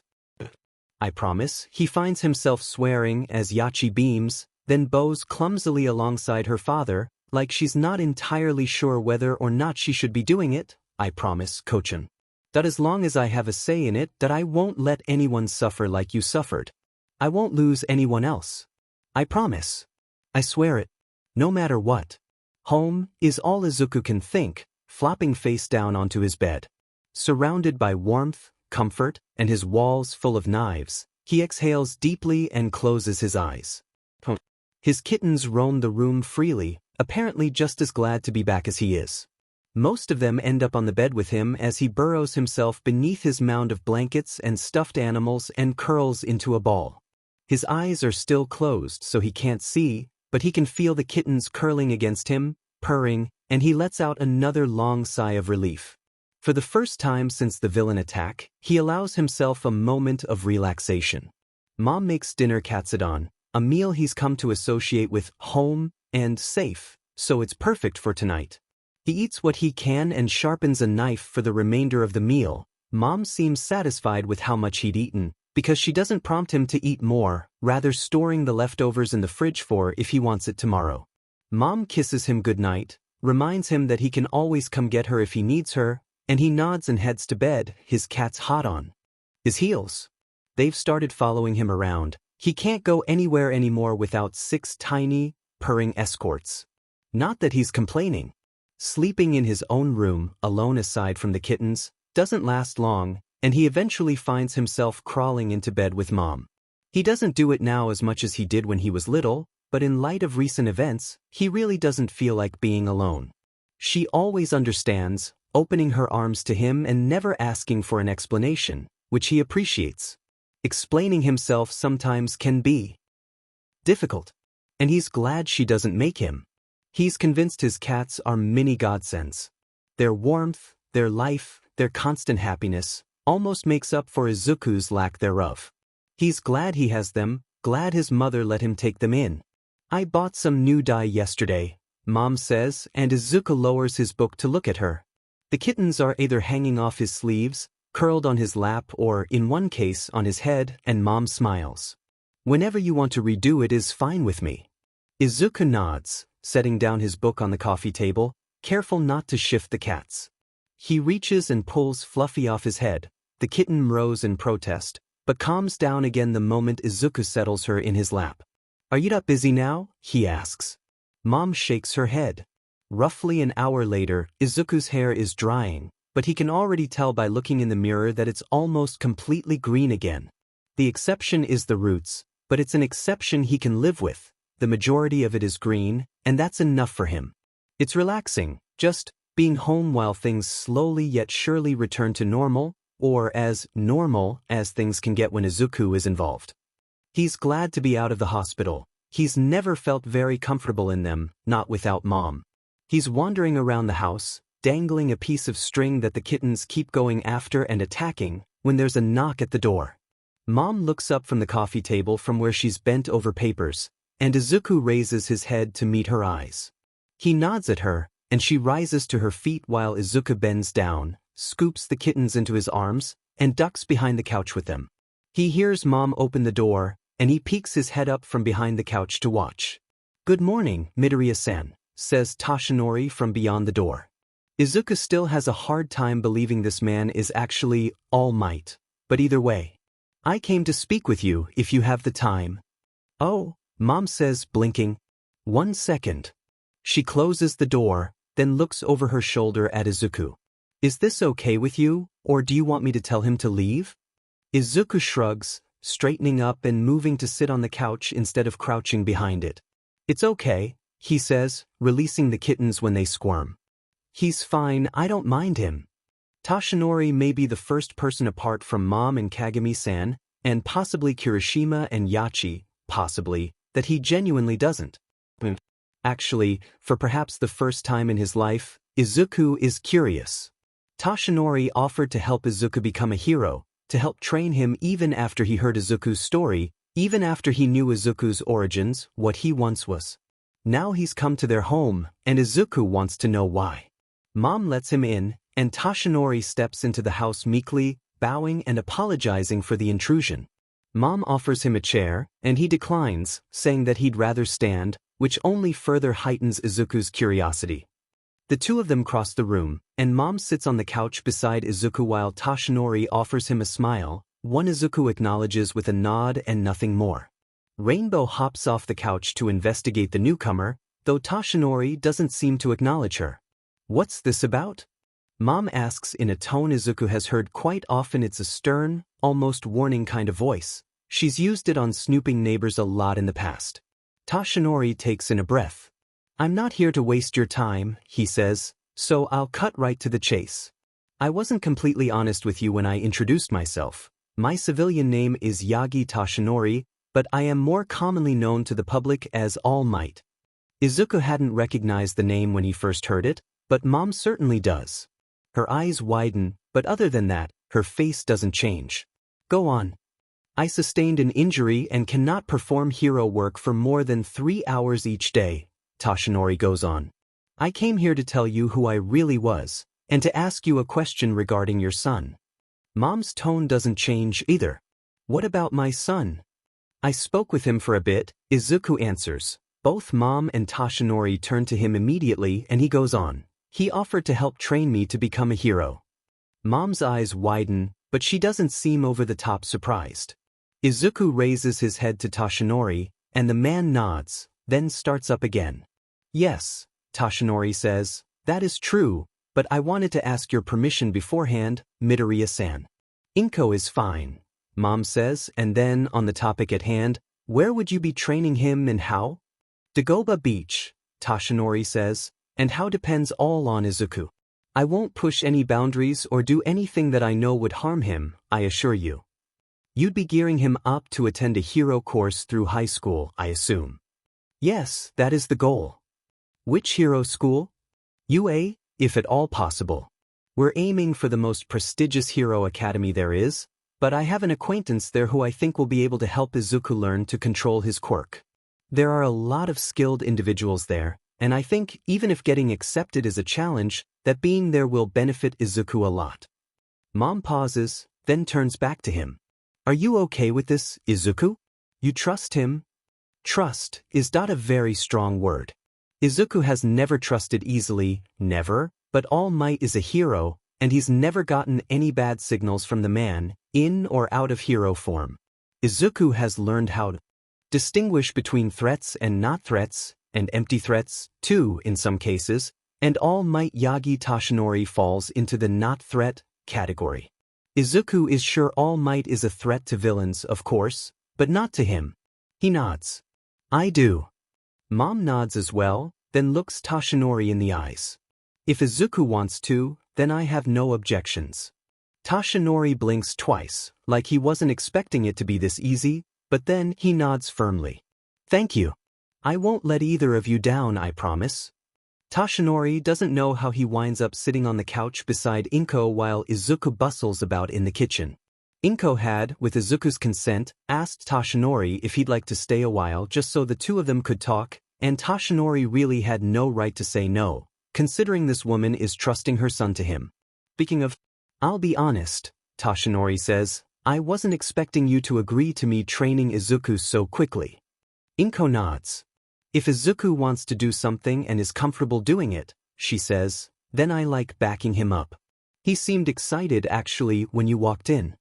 Tashinori blinks. The most he'd seen Izuku do was stare at his cats and occasionally raise his head. Excited? He doesn't show it how most people would expect, Inko says, but there are ways to tell once you get to know him better. Also, regarding my agreement, there aren't many people who stand a chance against him when he's threatened, so I know he'll be able to take care of himself if it comes down to that. Honestly, Tashinori wouldn't have believed Izuku could take care of himself if he hadn't seen how he reduced the sludge villain to a puddle of unmoving muck. The villain himself is actually being treated by medical professionals in the confines of prison and has yet to regain consciousness. I do have a question, Toshinori says, and if this is too personal or you'd rather not answer, then feel free to tell me off. Alright, go on. Why did you choose to adopt Izuku?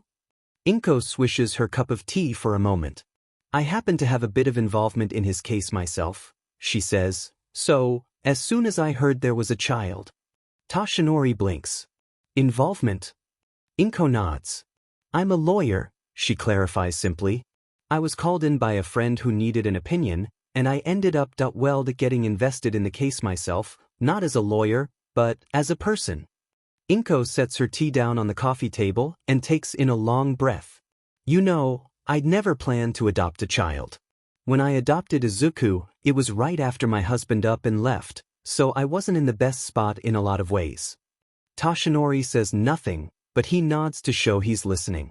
When my friend told me about the case, Inko says, and said there was a child involved, that he was traumatized and hurt and that no one knew what to do with him, that I don't know, it struck me really hard.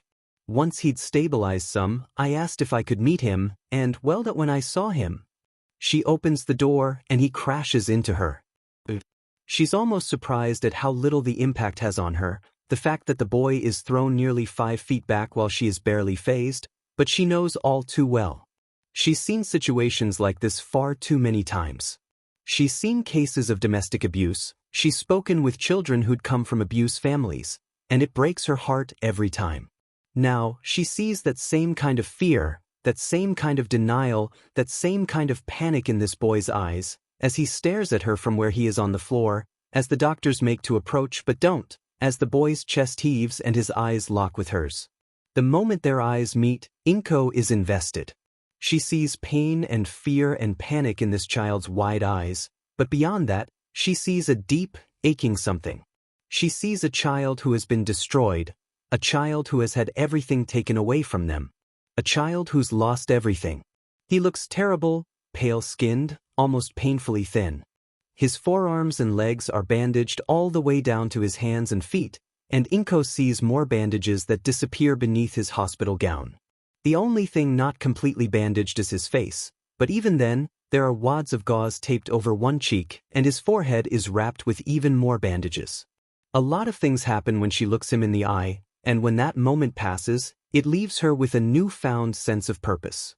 No one else would give a DMN about this child as he is, sick and traumatized and hurt and honestly, dangerous, if the reports are anything to go by.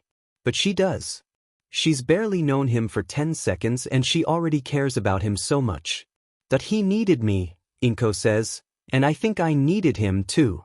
It was that it still is that it's a battle. Izuku does whatever he can, tries his best, talks to his therapist, and he's getting better. He's already made so much progress and we're still moving forward, and it's hard, but it's all been worth it. I wouldn't change anything. Toshinori takes this in, then nods. I'm glad the two of you have each other, then, he says. Inko smiles. Me too. At that moment, Izuku steps down the hall and into the living room, holding a kitchen knife.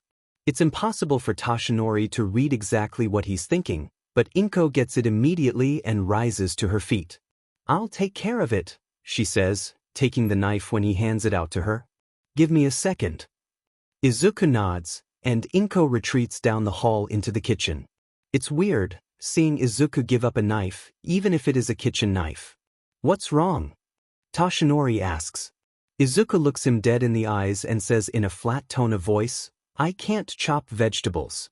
It actually takes Toshinori a couple seconds to process this. You can't? What? It's weird, I know, Izuku says, but I keep almost taking my fingers off whenever I try, so it's better to just leave it to my mom. But that I thought you were good with knives. I am. Throwing knives. And sometimes slashing, depending on the situation. But I'm uncoordinated when it comes to actually chopping things. There's a lot Toshinori will not, and cannot understand about this boy, or even this family, so he doesn't push it or ask again. Inko returns shortly thereafter, tells Izuku that everything has been chopped, and Izuku returns to the kitchen and Inko to the couch. He's kind of chatty, once you get to know him, Inko says absent-mindedly, taking up her tea and stirring it. It stopped steaming a while ago. Honestly, I thought it'd take longer, but he already seems pretty comfortable around you. It's about the highest form of compliment Toshinori can receive, so he smiles. I'm glad. Izuku returns a while later saying that there's curry available, and then he disappears to his room with a steaming bowl in his hands and his kittens following him in a straight line, like a bunch of ducklings after their mother. He hears the door of Izuku's room shut, then turns back to Inko. I'd best be going, he says, rising to his feet. Thank you for the hospitality, and again, I'm sorry for coming uninvited. Inko nods and rises to her feet beside him with no objections. Here, she says, spinning on her heel, let me get you some of the curry to take with you at least. Izuku likes cooking for people when he can. Toshinori opens his mouth to tell her that it's fine, but he thinks of Izuku and drops it. Inko returns with a Tupperware of curry wrapped in a hand towel, plus a little note card with her phone number on it, and she sends Toshinori on his way with a smile and a thank you. When he tries it at home, Toshinori comes to the conclusion that it is, admittedly, some of the best curry he's ever had. Izuku goes out the next day. He feels good, actually, which is weird considering he'd been in the hospital until just recently. The looks and stares he gets as he heads to the park don't even bother him as much as they should, and normally do. He'd looked up the school yesterday on his laptop after Toshinori left. A prestigious hero academy with a little to no acceptance rate, strict in its teaching, a well-revered school. And Izuku is going to be a part of it. Well, he is, if he can get his quirk under control by then, which well. He isn't looking forward to that part of it. Izuku is just passing the park when he sees something flying towards him out of the corner of his eye. He raises a hand before he turns his head, and his fingers close around smooth plastic. A frisbee. He looks in the direction from whence it had come. Yachi sprints towards him with a smile on her face, and hot on her heels is none other than Kirishima. Oi! Kirishima says, waving his hands over his head and beaming. Dude, I haven't seen you in a while, how's it going? It's fine, Izuku says, handing the frisbee back to Yachi, who takes it and bounces around him in a circle for a moment. How are things with you? Oh, well, things are going great, Kirishima answers, nodding. But I've been worried. Like crazy about you lately. You were in the hospital, right? Yeah, Izuku answers, and he thinks, vaguely, that he likes Kirishima quite a bit. He's easygoing and admittedly a bit more touchy-feely than Izuku is comfortable with, but he hasn't tried laying hands on him since that one incident on the day of their first meeting, which he appreciates. But I'm fine now, don't worry. Along with his knives in his pocket, he also has a syringe with the stronger quirk suppressants the doctors and police warranted him with. They're stronger than his pills, which is nice, but he still hopes he never has to use them. Well, I'm just hanging out with Yachi now, Kirishima says. Her dad's teaching me some more sign, so that's nice. You can hang out with us for a while, if you want. Izuku almost says no, but he's actually feeling okay, right now. And besides, he wants to get better as soon as he can, so he supposes the more he gets used to socializing, the better. Alright, he agrees. Yachi's father, Kawamoto-san, is a lot like Kirishima. Easygoing, good-natured, and he respects Izuku's boundaries, too, or that might just be because Kirishima purposely sat between the two of them on the grass. They play a couple rounds of frisbee, and it goes better now than it did the last time. Only good things come out of this visitation. Eventually, Yachi and Kawamoto-san bid their farewells, and Yachi thanks Izuku, in sign, for playing with her, to which he returns the gesture, literally, and afterwards, they part ways. Yachi and Kawamoto-san head down the sidewalk one way, no doubt to the train station, and Izuku and Kirishima head down the opposite way, towards Kirishima's place. You don't have to walk with me if you've got somewhere better to be, Kirishima says idly. It's great to have company, but it's fine, Izuku says. Dude. Yes. Are you not worried we'll get attacked again? No. Are you sure? Just let me walk with you. Kirishima gives him a look, but shrugs. Listen, Izuku says when he isn't sure he's being taken seriously, that villain escaped prison once, so what makes you think he can't do it again? Kirishima looks suddenly uncomfortable. Buddy, I dunno if you've heard about this, since you've been in the hospital. What is it? Just say it.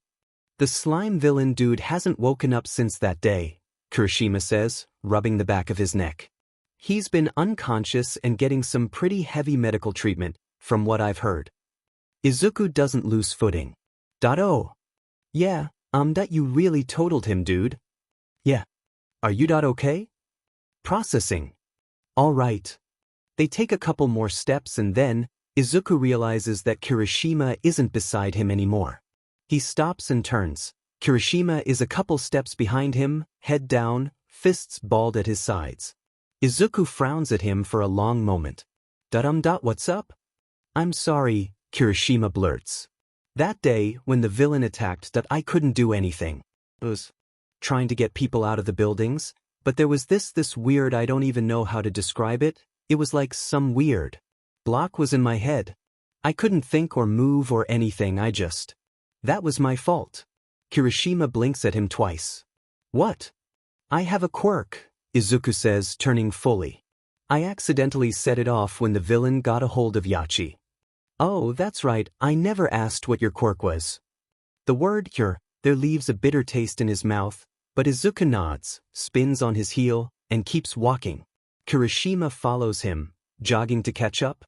It's not something I'm proud of, Izuku admits, but the quirk lets me twist and control a person's senses. Oh, Kirishima says, pondering.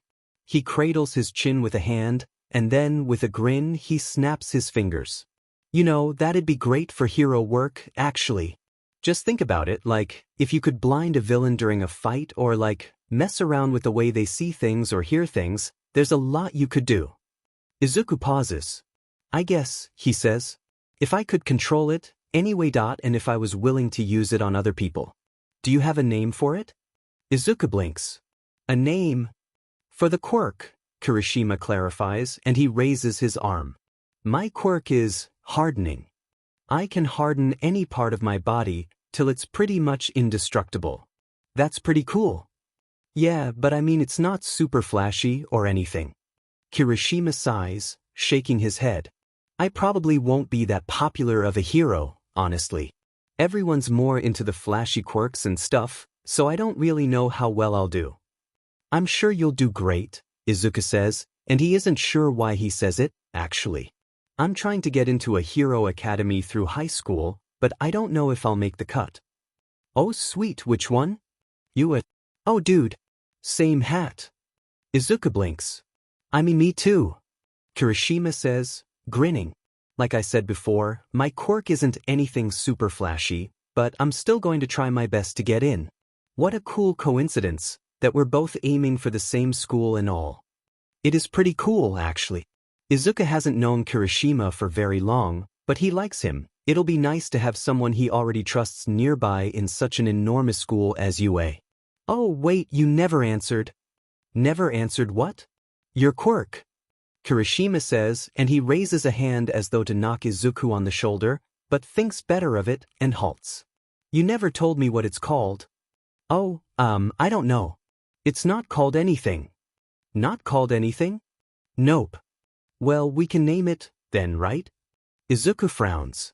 I mean if you really want to. All right.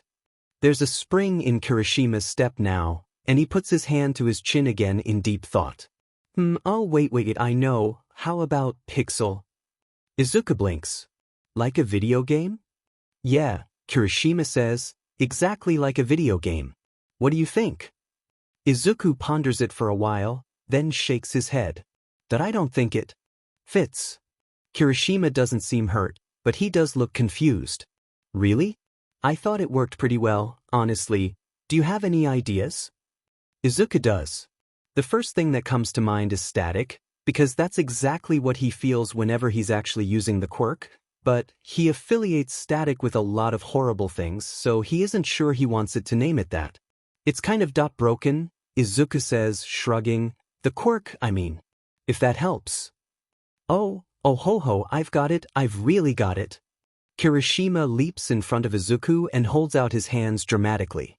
How about Glitch? You're really sold on this video game thing, aren't you? Come in, it's cool, Kirishima says, grinning. Glitches in video games can be really helpful sometimes, too, just by convenience. What do you think? Glitch, huh? Sure, Izuku says, shrugging again. Why not? Kirishima claps his hands together. Great. And when Izuku starts walking again, Kirishima jogs to catch up once more. Hey, dude, since we're both aiming for UA, we could even train together. You seem to know what you're doing with those knives, so I'm sure there's a lot I could learn from ya. It doesn't take long for Izuku to think this over. That's fine, he says. I'm not sure how much I can teach you, but I mean, I'll do my best. Great. Kirishima actually does a little victory leap into the air, beaming brighter than ever. Thanks a bunch, dude. Izuku nods. I'm training with someone myself, he says offhandedly, so I might be able to talk to him if you'd want to get help from him, too.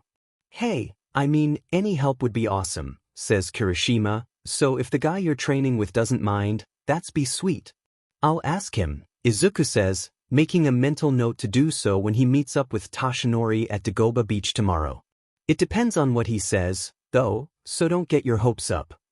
I won't, Kirishima says, but Izuku has a feeling that he's already doing the exact opposite. They walk for quite some time, actually, but then, something flashes in the corner of Izuku's eye. He has his hands on his knives immediately, on edge and ready to fight. Kirishima stops beside him, and Izuku hears him ask what's wrong, but he doesn't listen. The alley, Izuku says, pointing with a knife. Something moved in the alley. Kirishima smiles, but it looks like a wince. I'm sure it's nothing, he says. You don't have to hang on. Izuku has already taken off across the street to investigate, and Kirishima hastens to catch up with him. You can't just go chasing after every weird thing that moves in the alleys. Kirishima whisper shouts as they come closer. You don't know what's in there. This is how people get killed. Izuku isn't listening. He continues on, and despite his protests, Kirishima follows anyway. They come to the alley. The lights on Izuku's shoes bounce off the walls and make the blades of his knives gleam. For a long moment, Izuku stands and stares, and Kirishima falls into place behind him. Okay, Kirishima says, blinking. What the hell? There's a cat standing across from them, one paw raised off the ground. It hisses at them, ears flat against its head, and Kirishima flinches back while Izuku presses forward. Dude, Kirishima hisses. What are you doing? It's hurt, Izuku says, looking over his shoulder at Kirishima. We can't leave it here alone, it'll die. That thing's gonna scratch the crap out of you, Kirishima says, shaking his head. I get where you're coming from, but there's a better way of handling this that doesn't involve just grabbing it. You're right, Izuku says, looking him in the eye. It's a shame we don't have someone with indestructible skin. That'd be really nice right now. Kirishima looks horrified. No way. I'm sorry, but no way. Holy crap, it's going to kill me. You're fine, just hold on. It's literally going to kill me, Midoriya. The cat has been making low, growl-like meows ever since Kirishima activated his quirk and took it into his arms, but it hasn't actually tried to attack him. Izuku assumes it has to do with the fact that the cat is injured and no doubt too weak to do so. Dude. Just calm down. I really don't like the way it's looking at me, dude. It's just scared, Izuku says, stepping up to his front porch and pulling out his apartment key. It'll calm down once we get its leg fixed and we leave it alone. The cat growls lowly again, and Kirishima winces. Yes, sure, please hurry. Holy crap, please hurry. Izuku unlocks the door, then opens it. I'm home, he says, stepping inside. Kirishima steps in behind him, still holding the snarling cat, and Izuku's kittens come prancing down the hallway to see him. Hi, it's good to see you again, Izuku says, kneeling down to pet each of them, but there's something I have to do. Mom rounds the corner. Izuku doesn't think he's ever seen her look so shocked and dumbfounded before in the entire time he's known her. There is, first of all, the cat in Kirishima's arms. And secondly, there is Kirishima. Mom, this is Kirishima Uru, Izuku introduces, swinging an arm and gesturing at him. He's what? He's a friend of mine. I met him a little while ago, right before the slime villain incident. Mom blinks twice on the word friend, but then she nods. It's nice to meet you, Kirishima, she says warmly, and then, back at Izuku, but why is there another cat? We found it in the alley, Kirishima says. The cat meows at him angrily, and he holds it as far away from him as he can without letting go. It's hurt, so we wanted to take care of it. Mom sighs, shoulders slumping. This place will be infested before long if this keeps up, she owns. But then she straightens up again and starts forward with purpose. All right, let's see what we can do. Bandaging the cat's leg is hard all on its own. Kirishima is the one who ends up doing it while Izuku holds the cat. And the cat struggles, but ultimately submits, too weak to do much else. Afterwards, Mom gets an old towel from the bathroom and sets up a little spot in Izuku's room for it. This is something they realized while bandaging the cat. As soon as the cat is laying down on the towel after Izuku gave it some water, it falls asleep. Thanks for doing that, Izuku says to Kirishima. The two of them, plus Mom, are by the door once again. Sorry. Nah, it's fine, Kirishima says, shaking his head. If you don't mind, I'd like to come back tomorrow and check on her, see how she's doing. Mom and Izuku exchange a meaningful look, then turn back to Kirishima. That's fine, Mom says, nodding. It's been wonderful meeting you, Edlin. It's been nice meeting you too, Inko-san, Kirishima answers, and with a clumsy bow and a wave that Izuku and Mom return, he sets out for home.